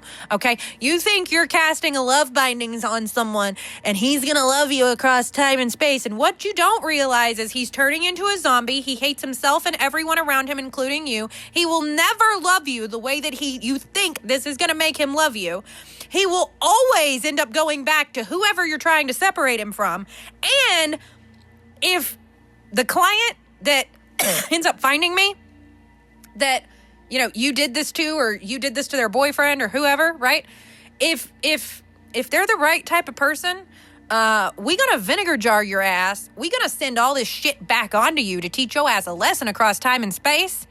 And it is going to bite you in the ass. Okay? So I would tell these PSAs all the time, like, love bindings are not worth it. And what I would do is I would do the destroyer method, right? Which is what I just highlighted. And then I would come in with the creation phase afterwards, which sounded like this.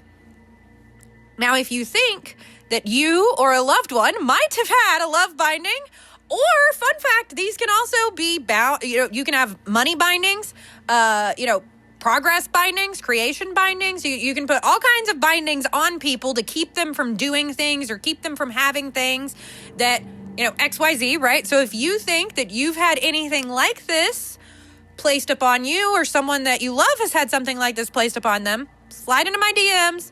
Let's get you booked with a reading. Let's check it out and let's see what's going on. And if you have, we can take care of this for you, right?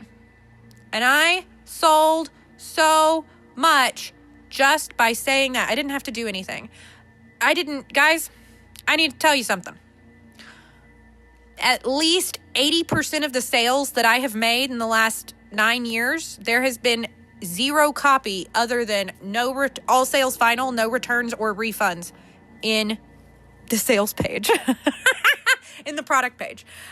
Every single spell that people bought, for the most part, we did lists, and the lists, when we create, it was like a custom client portal. So we would create a custom client portal page for each client on our website that was private, and they had to have the link to access it. And then we would add the products of, binding and banishing, unbinding, spell reversal, cut and clear, cleansing, blockbuster, road opener, sugar jar, prosperity drawing, whatever, right? We would create that list from linked products on the back end of the website. It was really cool. And we still do that, but now I only sell packages, so I don't sell individual spell work like that. So I still utilize the same principle, but now we have, the individual client portal. And then when we add a new, because I sell in packages, because typically what I'm doing these days with my Cosmic Royalty clients is they're either doing like a monthly service payment for the spell work. So typically it's a package that takes me about a month to complete.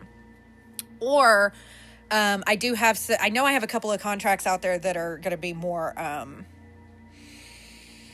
retainer for spell work and the private work with me. And I think I've got a couple that also have protection, like continuous burn protection portals on the top of them. And those are 5-figure and up contracts. So, that's how we do it now. It's like we just do things differently because the business is set up differently. The architecture of the business is set up differently. But that's how we used to do it back in the day.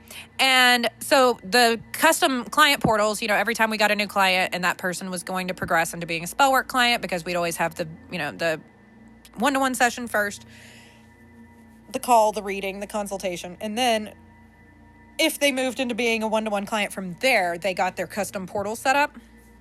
And they had a custom client number. And then that's how I also referred to them in my altar updates too. And you can go back like a couple of years on my Instagram and you can see this in action. Like you can see it was so pretty. We had like custom tags made that were all, on brand. It said like Harvest Rose Witchery on them.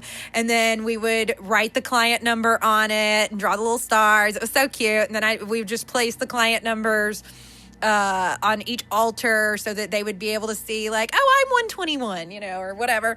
And it was really fun. It was really cute. It was really branded. People loved it. The clients felt so special. It's like so much of my work, I think, has also just been in making people feel seen and special. And, when people would get work done with me, it was like, it wasn't just oh, they're getting some spells cast or whatever. Like, it was an experience. And, even getting to see which altar they were going to be on, what it was going to look like, knowing that that was their spell and that was going to change their life and that was magic being done for them. And they were part of the magic, though, right? Like, seeing, like, that's my spells that I paid for, and it's in her house on her altars and it's on her Instagram page.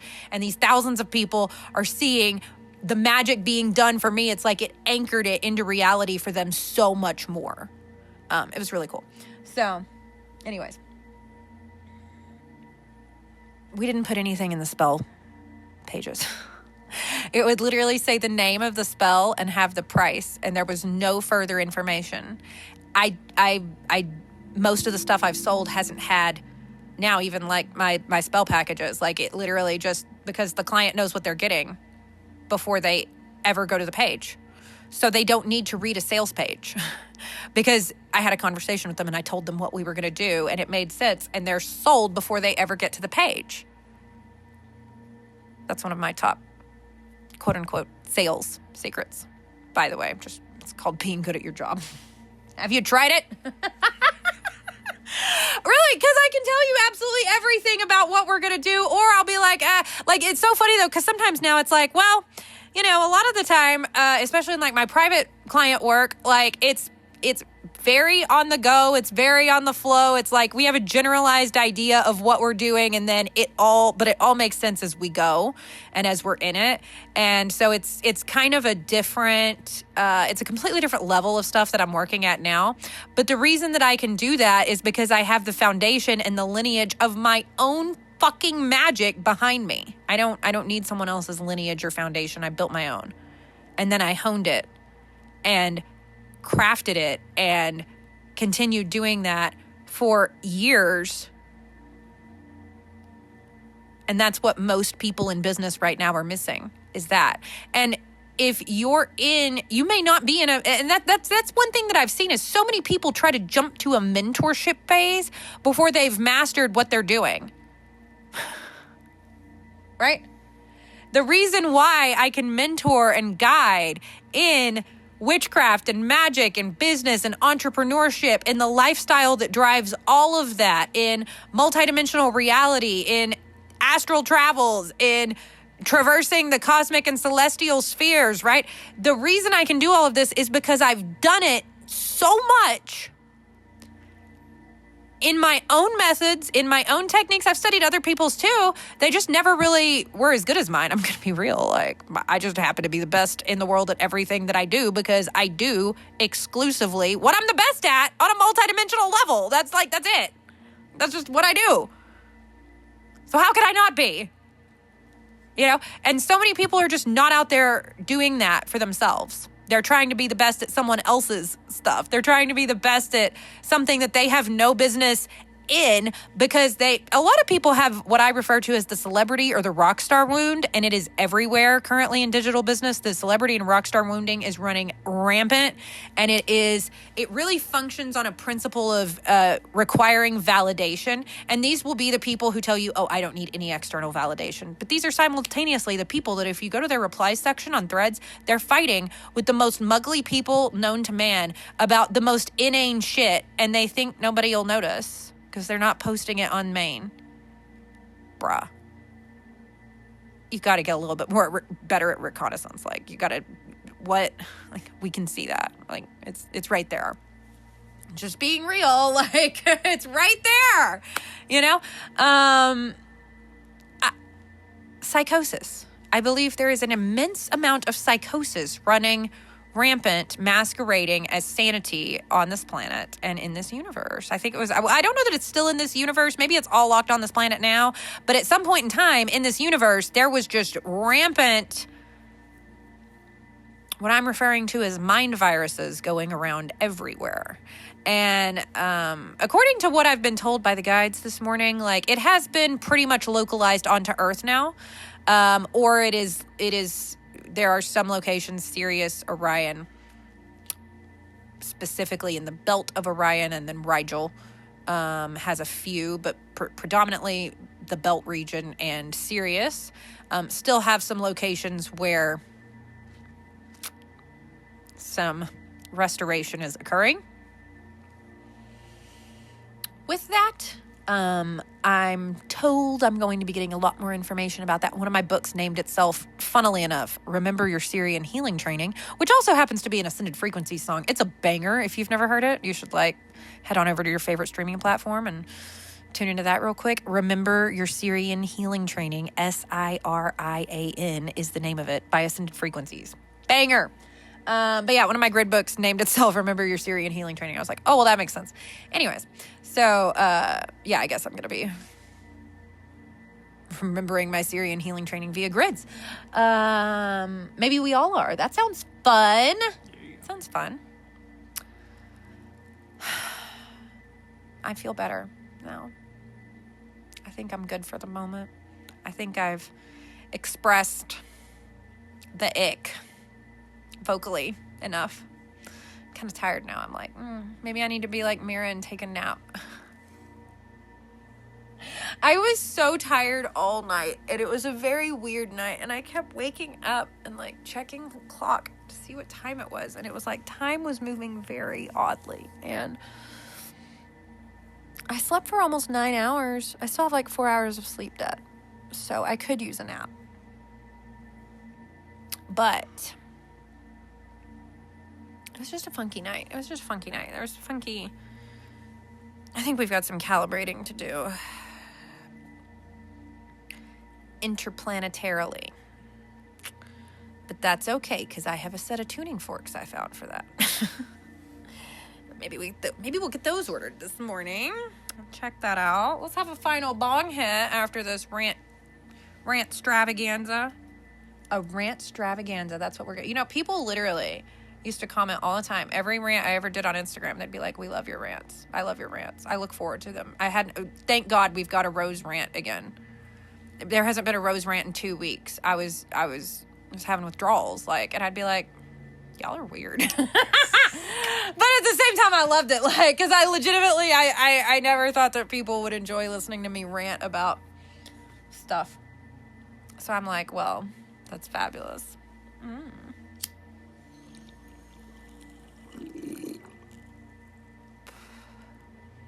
Yeah.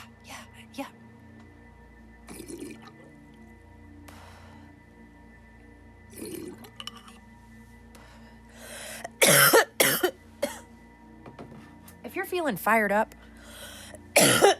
like you're ready to rumble, ready to do something different, you're ready to you're here and ready to make a change. No, I'm not asking for a tithing. I'm not even going to sell you anything. If you are interested in anything, you can find linksies in the descriptionsies to all the different various levels of Witchery U and things that we have to offer. You can go browsing in the Harvest Rose Witchery shop on the website, whatever. But what I'd really like to ask you to do, rather than spend money, if you want to spend money, that's great. I support you. But I'd like to ask you to do something that doesn't cost anything, but will benefit everyone. And that's just, how can I bring hope to the world?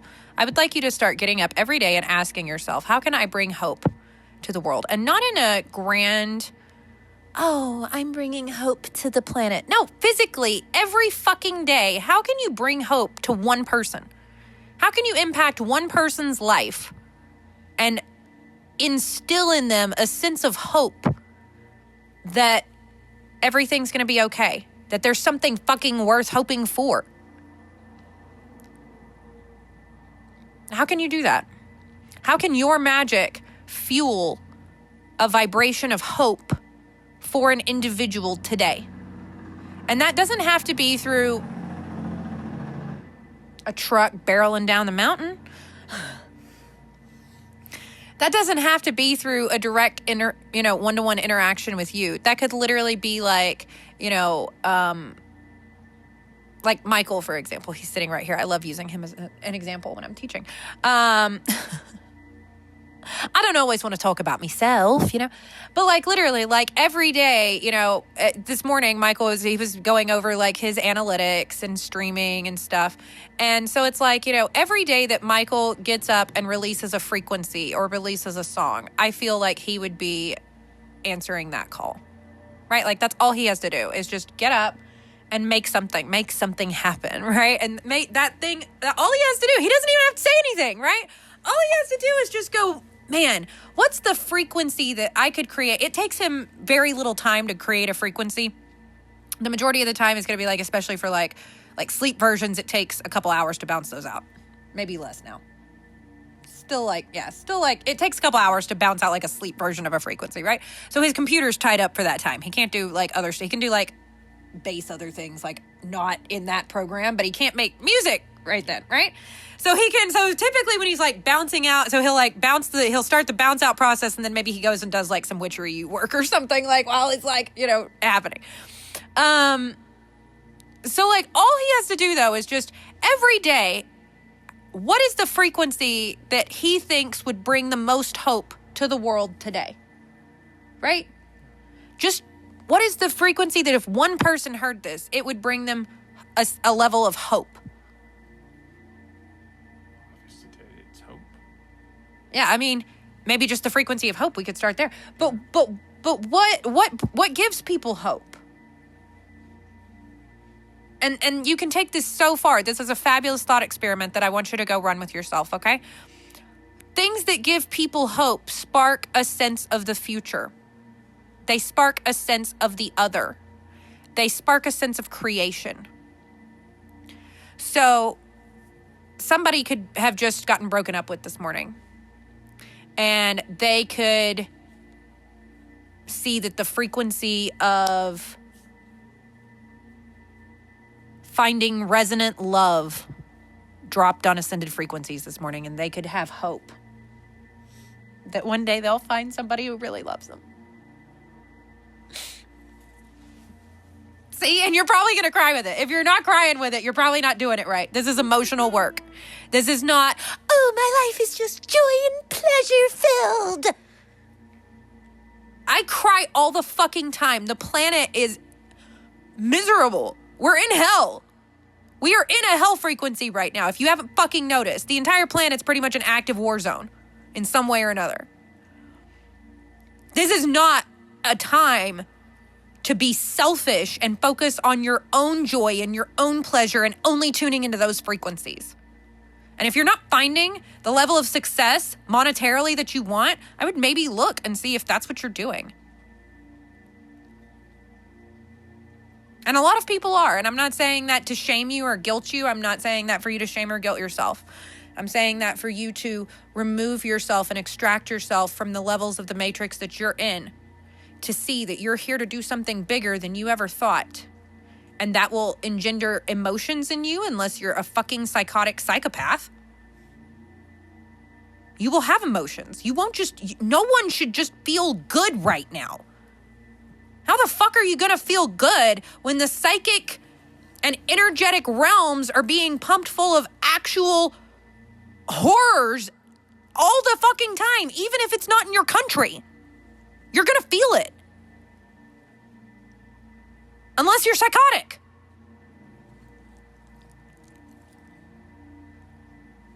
Like,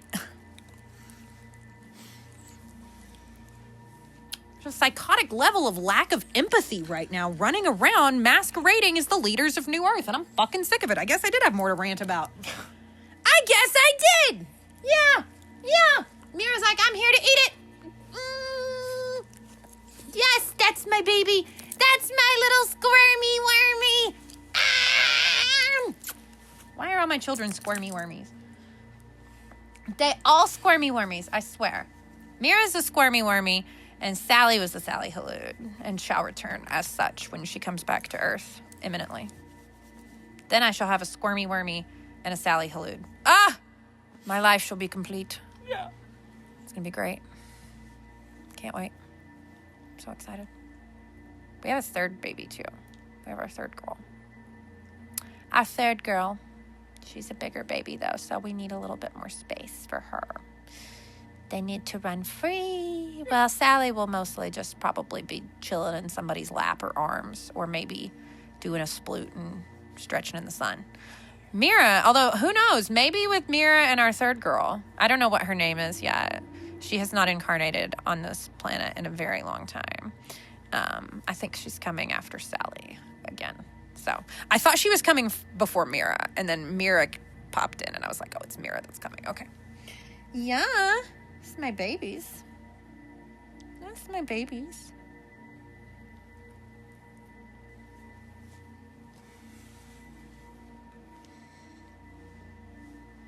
I have hope. I have hope.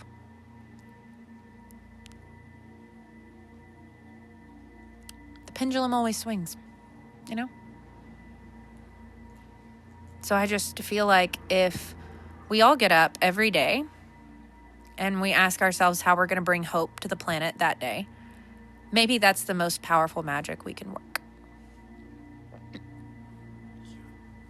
And that one actually doesn't take any expensive candles or herbs. But I think it'll do a little bit more than the people are getting from when they ask ChatGPT for yet another series of ideas to try to make themselves a little bit more of a profit off of magic that, quite frankly, they do not have the security clearance or the codes or the ability to wield. But I think it's about to start wielding them. Oh yeah, if you don't wield the magic, if you actually can't wield the magic that you're trying to, the magic will wield you. And that's why I've watched so many people get their asses handed to them this summer. It's why all these people are starting to look very drained. Ooh, the dark circles running around on the Instagrams. Oh, they try to hide it with their concealer. Honey, I've used Tarte Shape Tape too. Running around rampant. They not looking too good right now. It's a big red flag, by the way, when you see someone pay $50,000 to $80,000 for a VIP day, and after it, they're almost hysterically crying, calling it an integration day. Their skin is like dry, ashy. They're having some skin problems pop up. They're looking bloated. Their hair's looking particularly brittle, all within one day. Yeah, that's called you just paid an energy vampire, wannabe business coach, $80,000 to drain you at the Ritz-Carlton in Paris, and you then called it an integration day when you needed to go out and replenish your energy because she had just feasted like a 4-course meal and then charged you almost 6 figures for it. And then you turned around and paid her an almost another 6 figures to get feasted on again. Now, look, honey, if you've got a kink like that, I'm not kink shaming. I'm not even kink asking why. But the truth is, I don't think these people do. I think these people are getting feasted on energetically and financially in very expensive, high-level, Ritz-like locations. This has absolutely nothing to do with the Ritz-Carlton. It just happens to be the location that I noticed these people at. Ritz, maybe you should vet your guests a little bit. I mean, I seem to remember back in the 1900s, the Ritz had a little bit more of a guest vetting process, but apparently anybody with an Amex can just book a reservation at your hotel now. I certainly never would.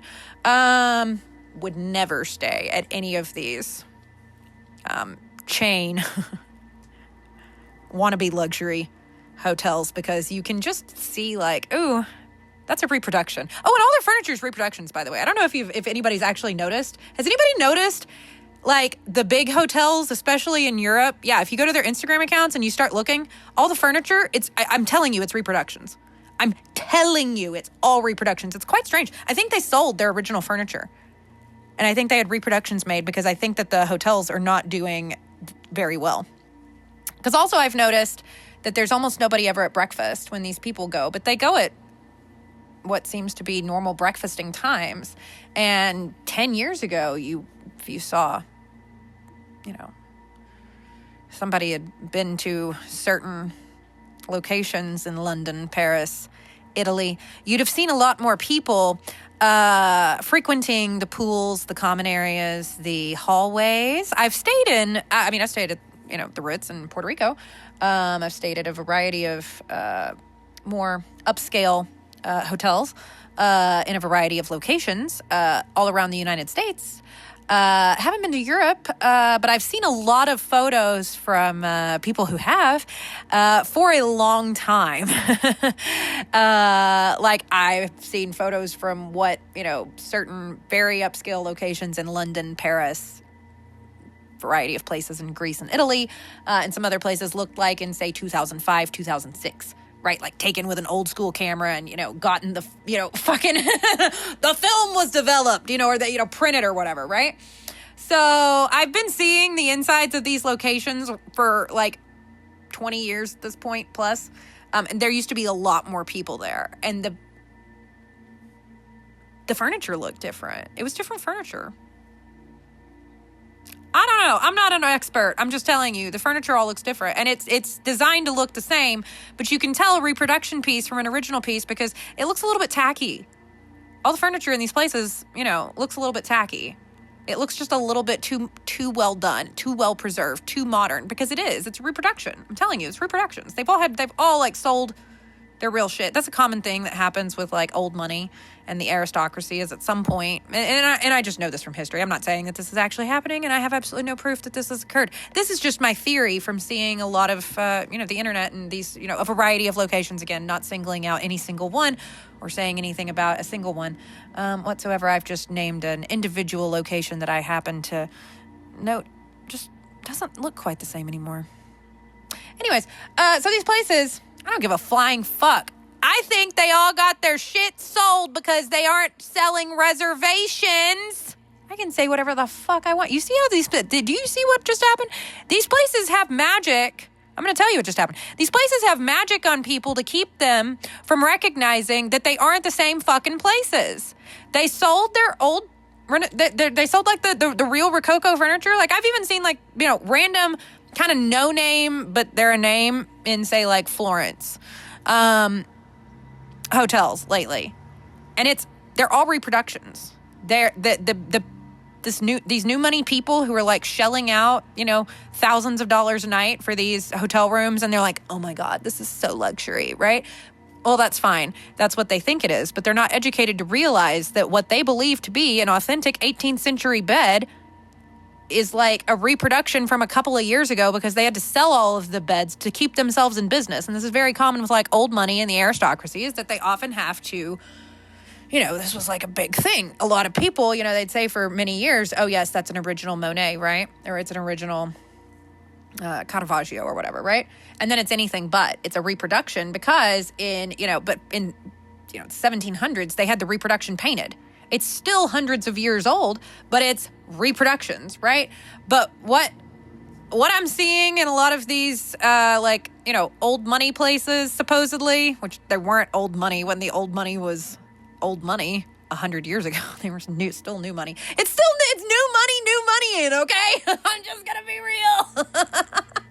So they often have to sell off the stuff though, but they won't tell anybody. And this is like, also like, hello, have you ever watched Poirot? They did this all the time in Poirot. They would sell off the real emerald and they'd have a paste emerald put in to the necklace, right? And then they'd keep wearing the necklace around. So everybody still thought that they were rich and everything. But then it turned out they were like broke.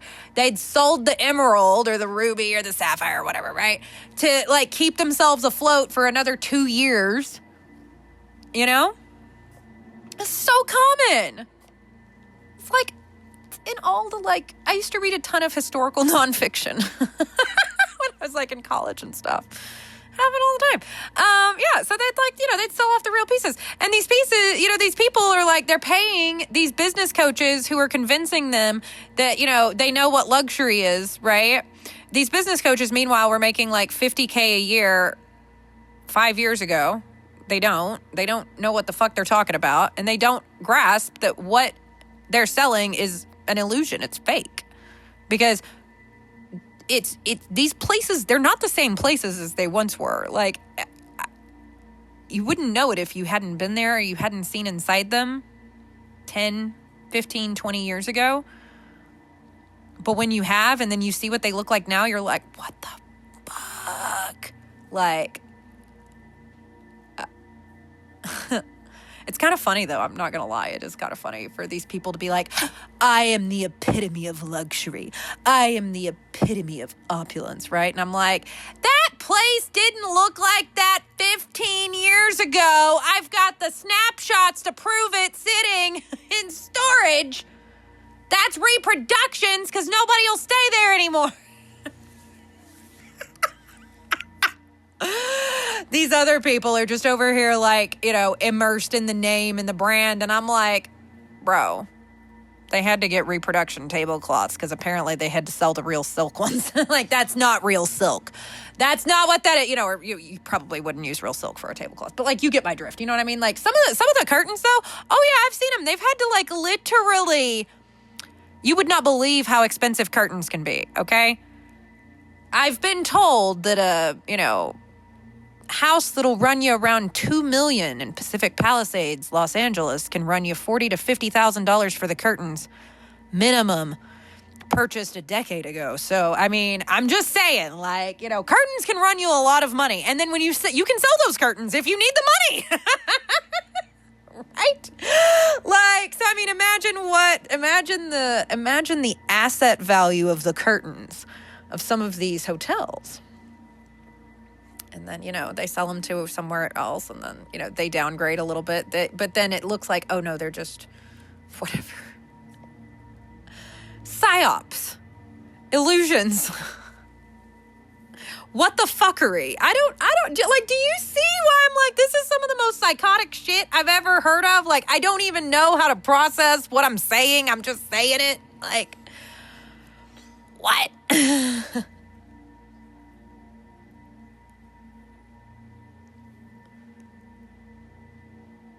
And this is like the tip of the iceberg, to be honest. I've seen so much at this point, like I can't even, like, I'm like, and none of it really makes sense. And it's about people who, quite frankly, aren't terribly important. I'm going to be honest. Like, none of the people I'm talking about are terribly important in the grand scheme of things.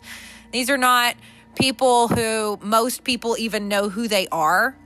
Most people have no clue that these people even exist. That's kind of the wild thing. It's not like this shadowy, uber hidden small group, okay?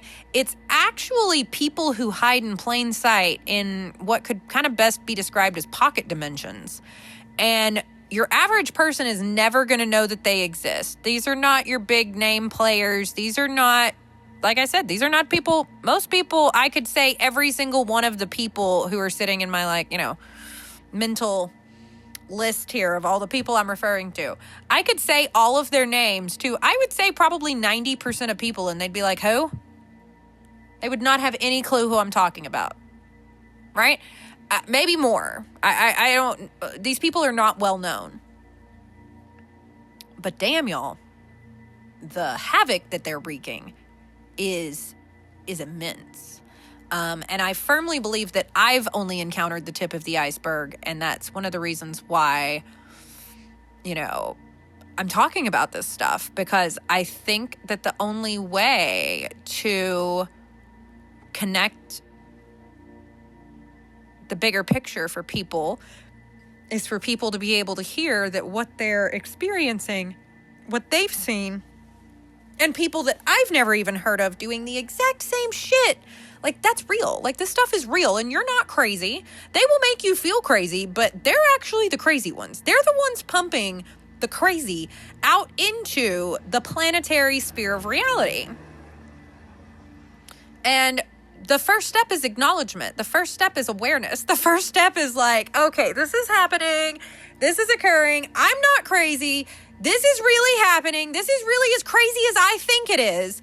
And then how do we move forward? Right?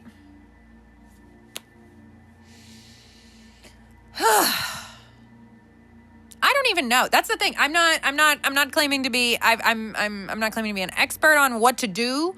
The best place that I genuinely believe to start, though, is like, this episode, just recording this episode, like if one person can hear this and can feel like it gives them hope that, like, damn, I really have seen all the shit I've seen, and I'm not crazy, and all this stuff has been occurring, and this really is whack, and okay, I can do something about it. I can do something about it for myself. I can exit this bullshit arena of this matrix that is just, feeding off of me, and I can move on, right? Then I will have done my job for the day. And then if I just do that every single day, and of course, once you do this every single day,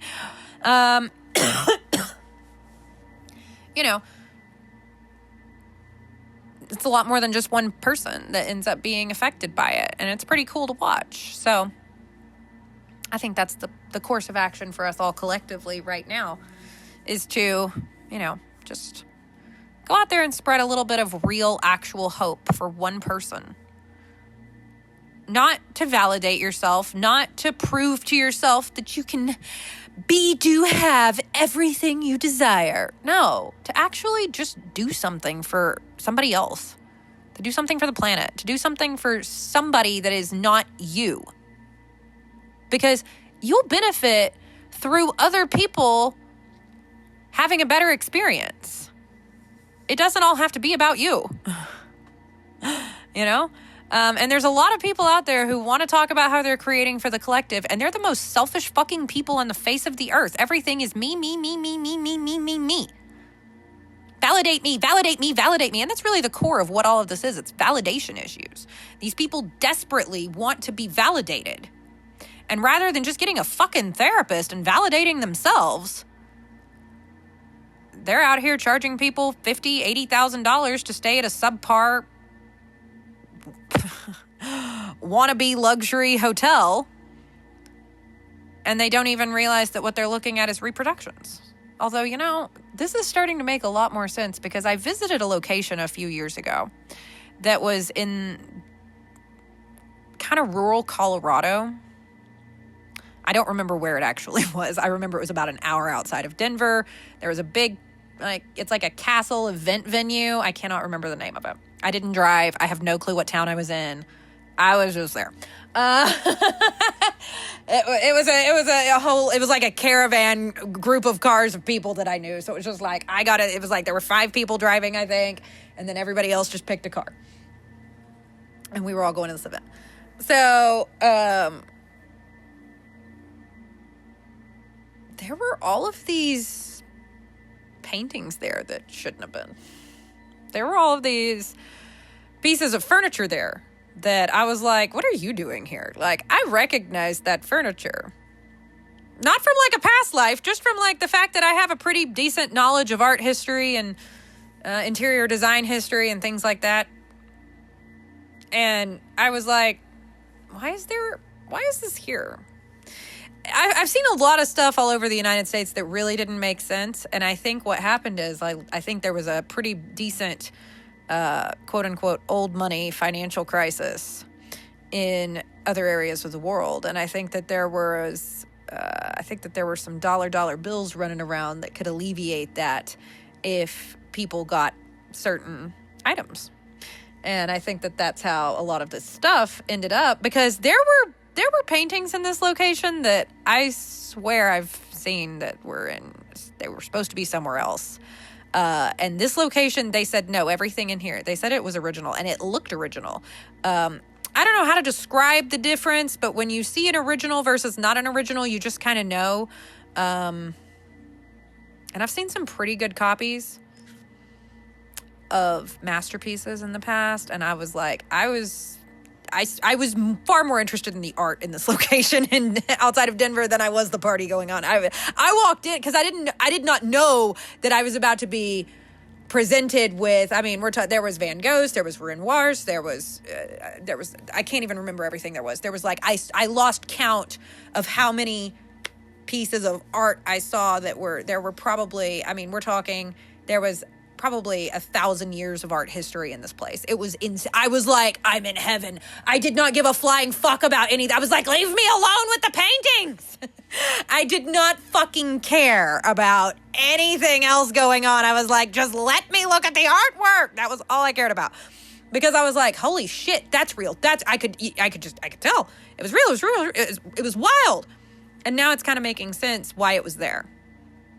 Because I was like, this stuff shouldn't be here. I think I was reading about this a little bit before, and I saw it was in private collection in a completely different part of the planet. Like, what?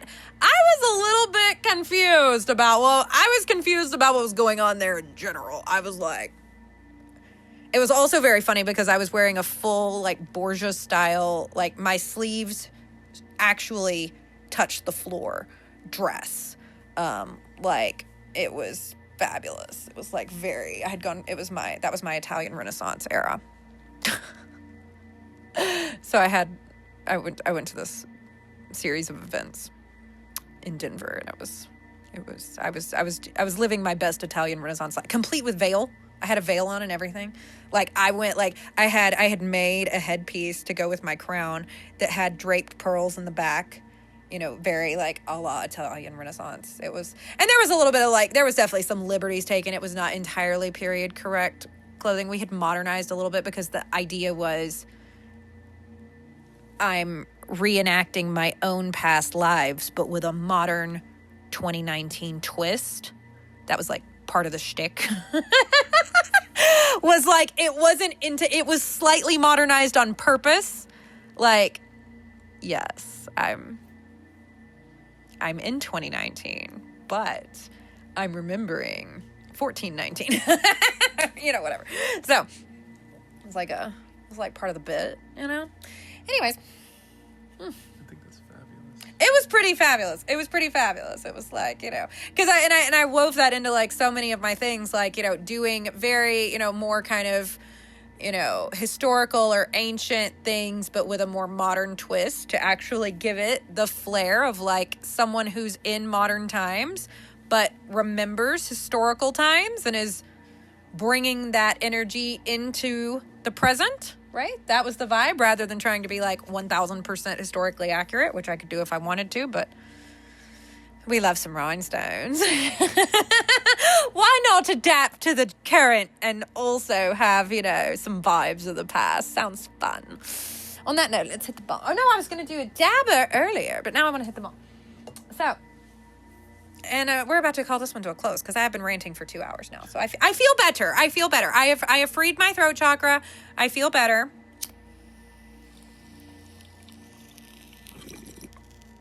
It's important to process these things.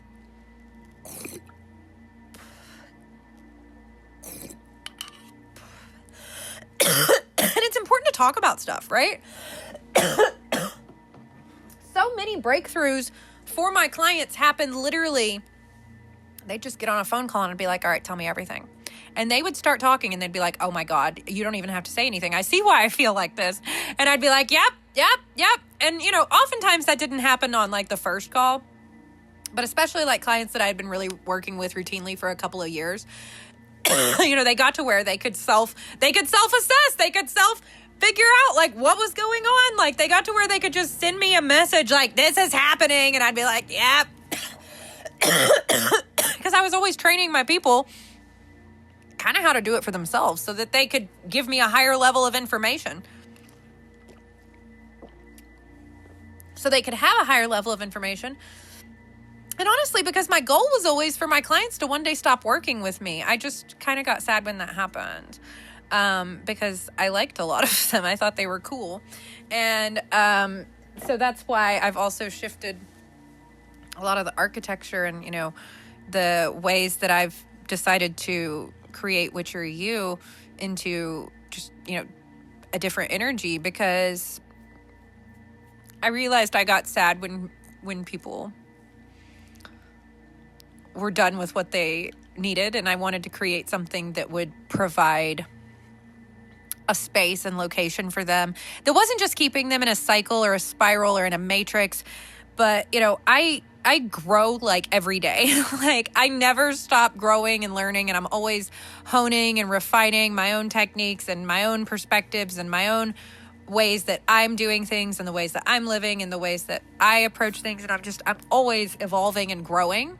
And so I feel like if I'm always evolving and growing, then I always have evolution and growth to bring to my clients and my students. So it's like there's really no reason to have my stuff set up in such a way that is more short-term, more designed to end if I want to be working with people for a really long time, right? And I like that because I feel like it gives a sense of security and stability to people, and that's what I always wanted to create with Harvest Rose Witchery, and now with Witchery U, is like a place for people to feel like they really belong.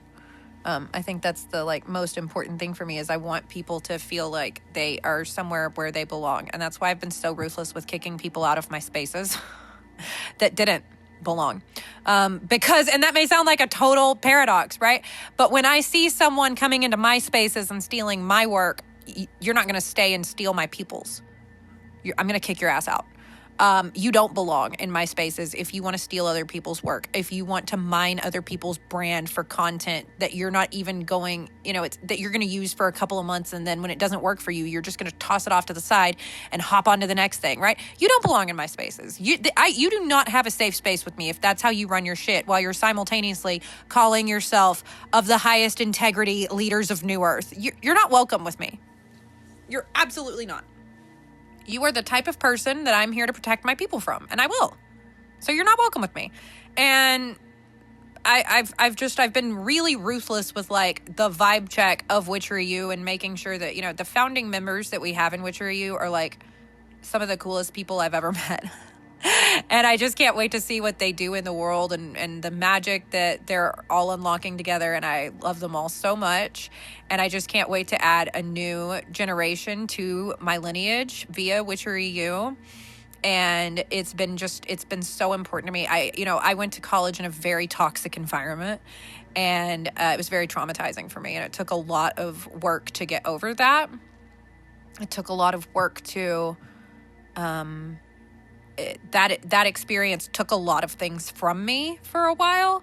And so it's been very important to me to create a very supportive, holistic, regenerative, restorative environment of people who want to work together.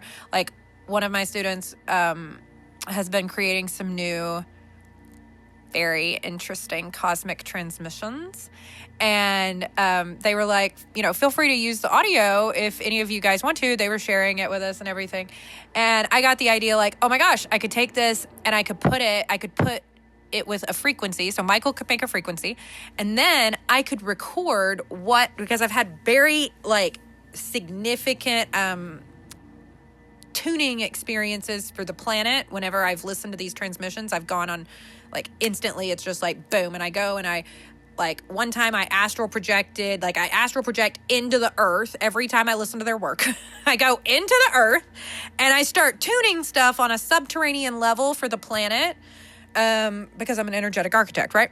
So I go in and it's really been, it's like the movements of the transmissions, it's like the swooshes and the beeps, and it's very like, it kind of sounds like a spaceship would, right? And it's very fast sometimes. And I'm able to do hand patterns for, tuning and portal stuff at a different rate based on what I'm listening to. So I listen to a lot of music when I'm doing my work interdimensionally. And I physically do these like physical hand patterns and movements. And so with their work, I'm able to, it gets very fast sometimes, and I'm able to tune into a way like higher kind of like stroke pattern, I guess you could, like key pattern, like if you were to, put it in computer terms, than I normally would, just because of the way that they do it, right? So I was like, ooh, I could record like a journey for Coven of One, because they're in Coven of One. I was like, I could record a journey for Coven of One, like utilizing your work, utilizing Michael's work, and then, just kind of telling you guys what I see to kind of see what it unlocks for you guys, right? And they were like, yes, and I love that. That was fabulous. Like that's exactly kind of the environment that I want to foster, is like people doing their own work, collaborating, and then because I was like, and then we can link back to your original video, and then people can hear the the raw version of what you did, then we can have the raw version of the frequency, and then we can have like the combo meal of like all of it combined with this like astral adventure, right? So that's like creating environments where people can come together and work together and then create more from what we're all doing, is very important to me. And that's why it hurts my feelings so much when people just steal my shit, right? When people just straight up copy me. Like, it pisses me off because I genuinely do want to work together with other people. What I don't want to work with is bitches. Sorry. You know what I mean? Like, that's not cool. It's That's not cool. What these people are doing is not cool. It is mean girl energy. It is very peasantry. And it's very important to recognize it when you see it and go, oh, there it is. Point it out for yourself and then remove it from your reality. Yeet that shit right on out. Remove those people. Do not don't fall into the trap of like, oh, maybe I need to help them not be like this anymore. No, honey, that's what they're like. Let them be who they are. Okay? It's very important to let people be who they are. I've learned. Don't try to paint a tiger leopard print spots. And vice versa. Because a tiger's always going to be a tiger and a hippo's always going to be a hippo. That's just how that is, right? You can't put a hippo costume on a tiger and expect the tiger to act like a hippo. A lot of these people have done that, and we're just kind of propping them up for like, oh, maybe they really are a tiger. I'm going to help them. And then you wonder why you get your ass mowed down by a fucking rhinoceros because it was never a tiger. You know what I mean? Like, stop. It's just hurting you. But they want you to because it's by design. They're literally just here to drain your energy. They're just energy drains incarnated into human form.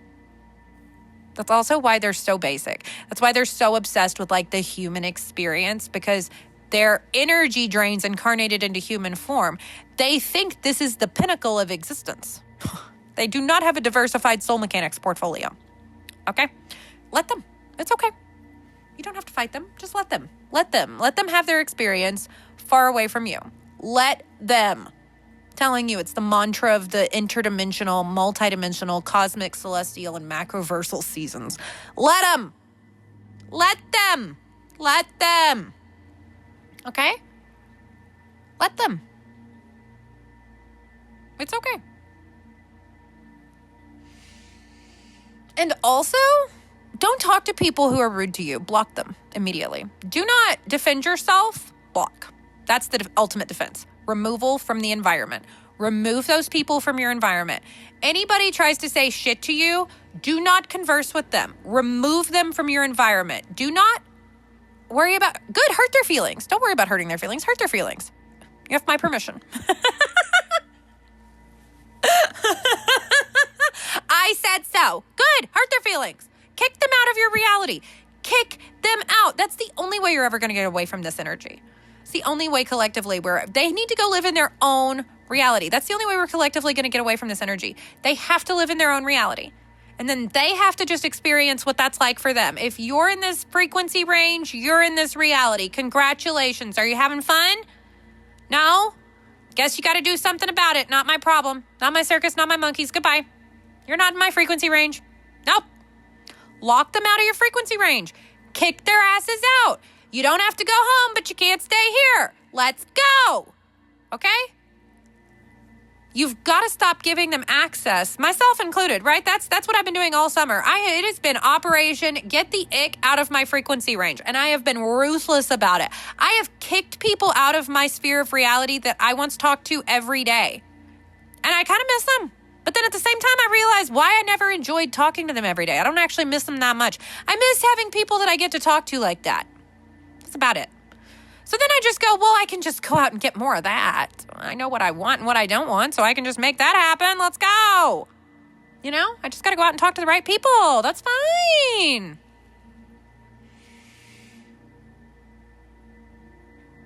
You've got to remove them from your frequency range. And it's okay. It's time. Just let it go. Just let that it go. It's time. Put the bag of rocks down. Just set it down. And let's go frolicking through some fairy forests instead. Because it's... Get the ick out of here. Get the ick out of here. It's more fun. It's more fun. And they don't actually... They'll preach fun until the cows come home. But these people are like the least fun people on the face of the earth. Like, having fun for them is like, you know... I was going to say, going to a Great Clips on a Saturday and then being like, oh, I'm living the life. I don't know why that was the image that popped into my head, but it was. I'm sorry. I'm not. You know, like the most, just imagine the most muggle thing you can think of. Like, you know, I don't know. Now New Balances are popping into my head. I'm raging against everybody today. No one's safe.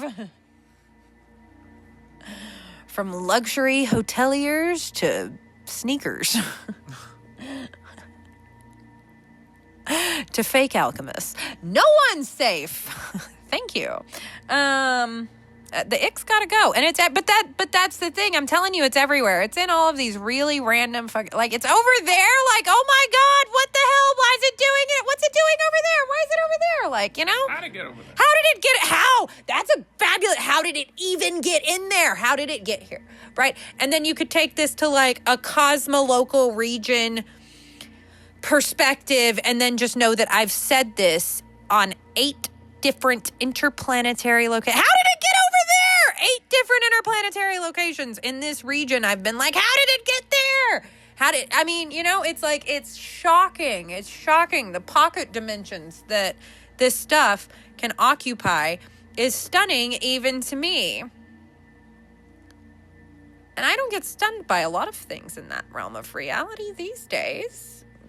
But it's stunning to me. Ugh.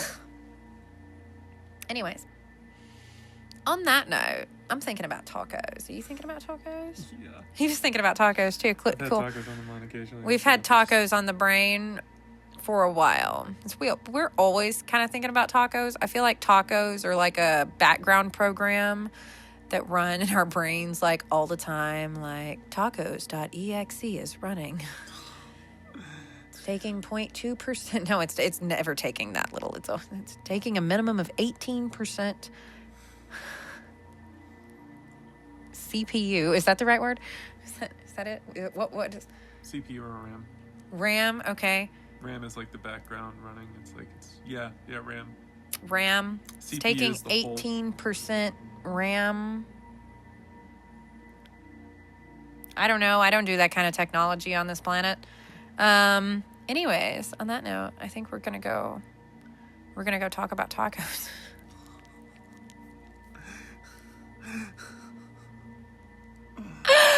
I think that's the great way. I think that's the most perfect way to end a rant ever. We're gonna go talk about tacos. Bye.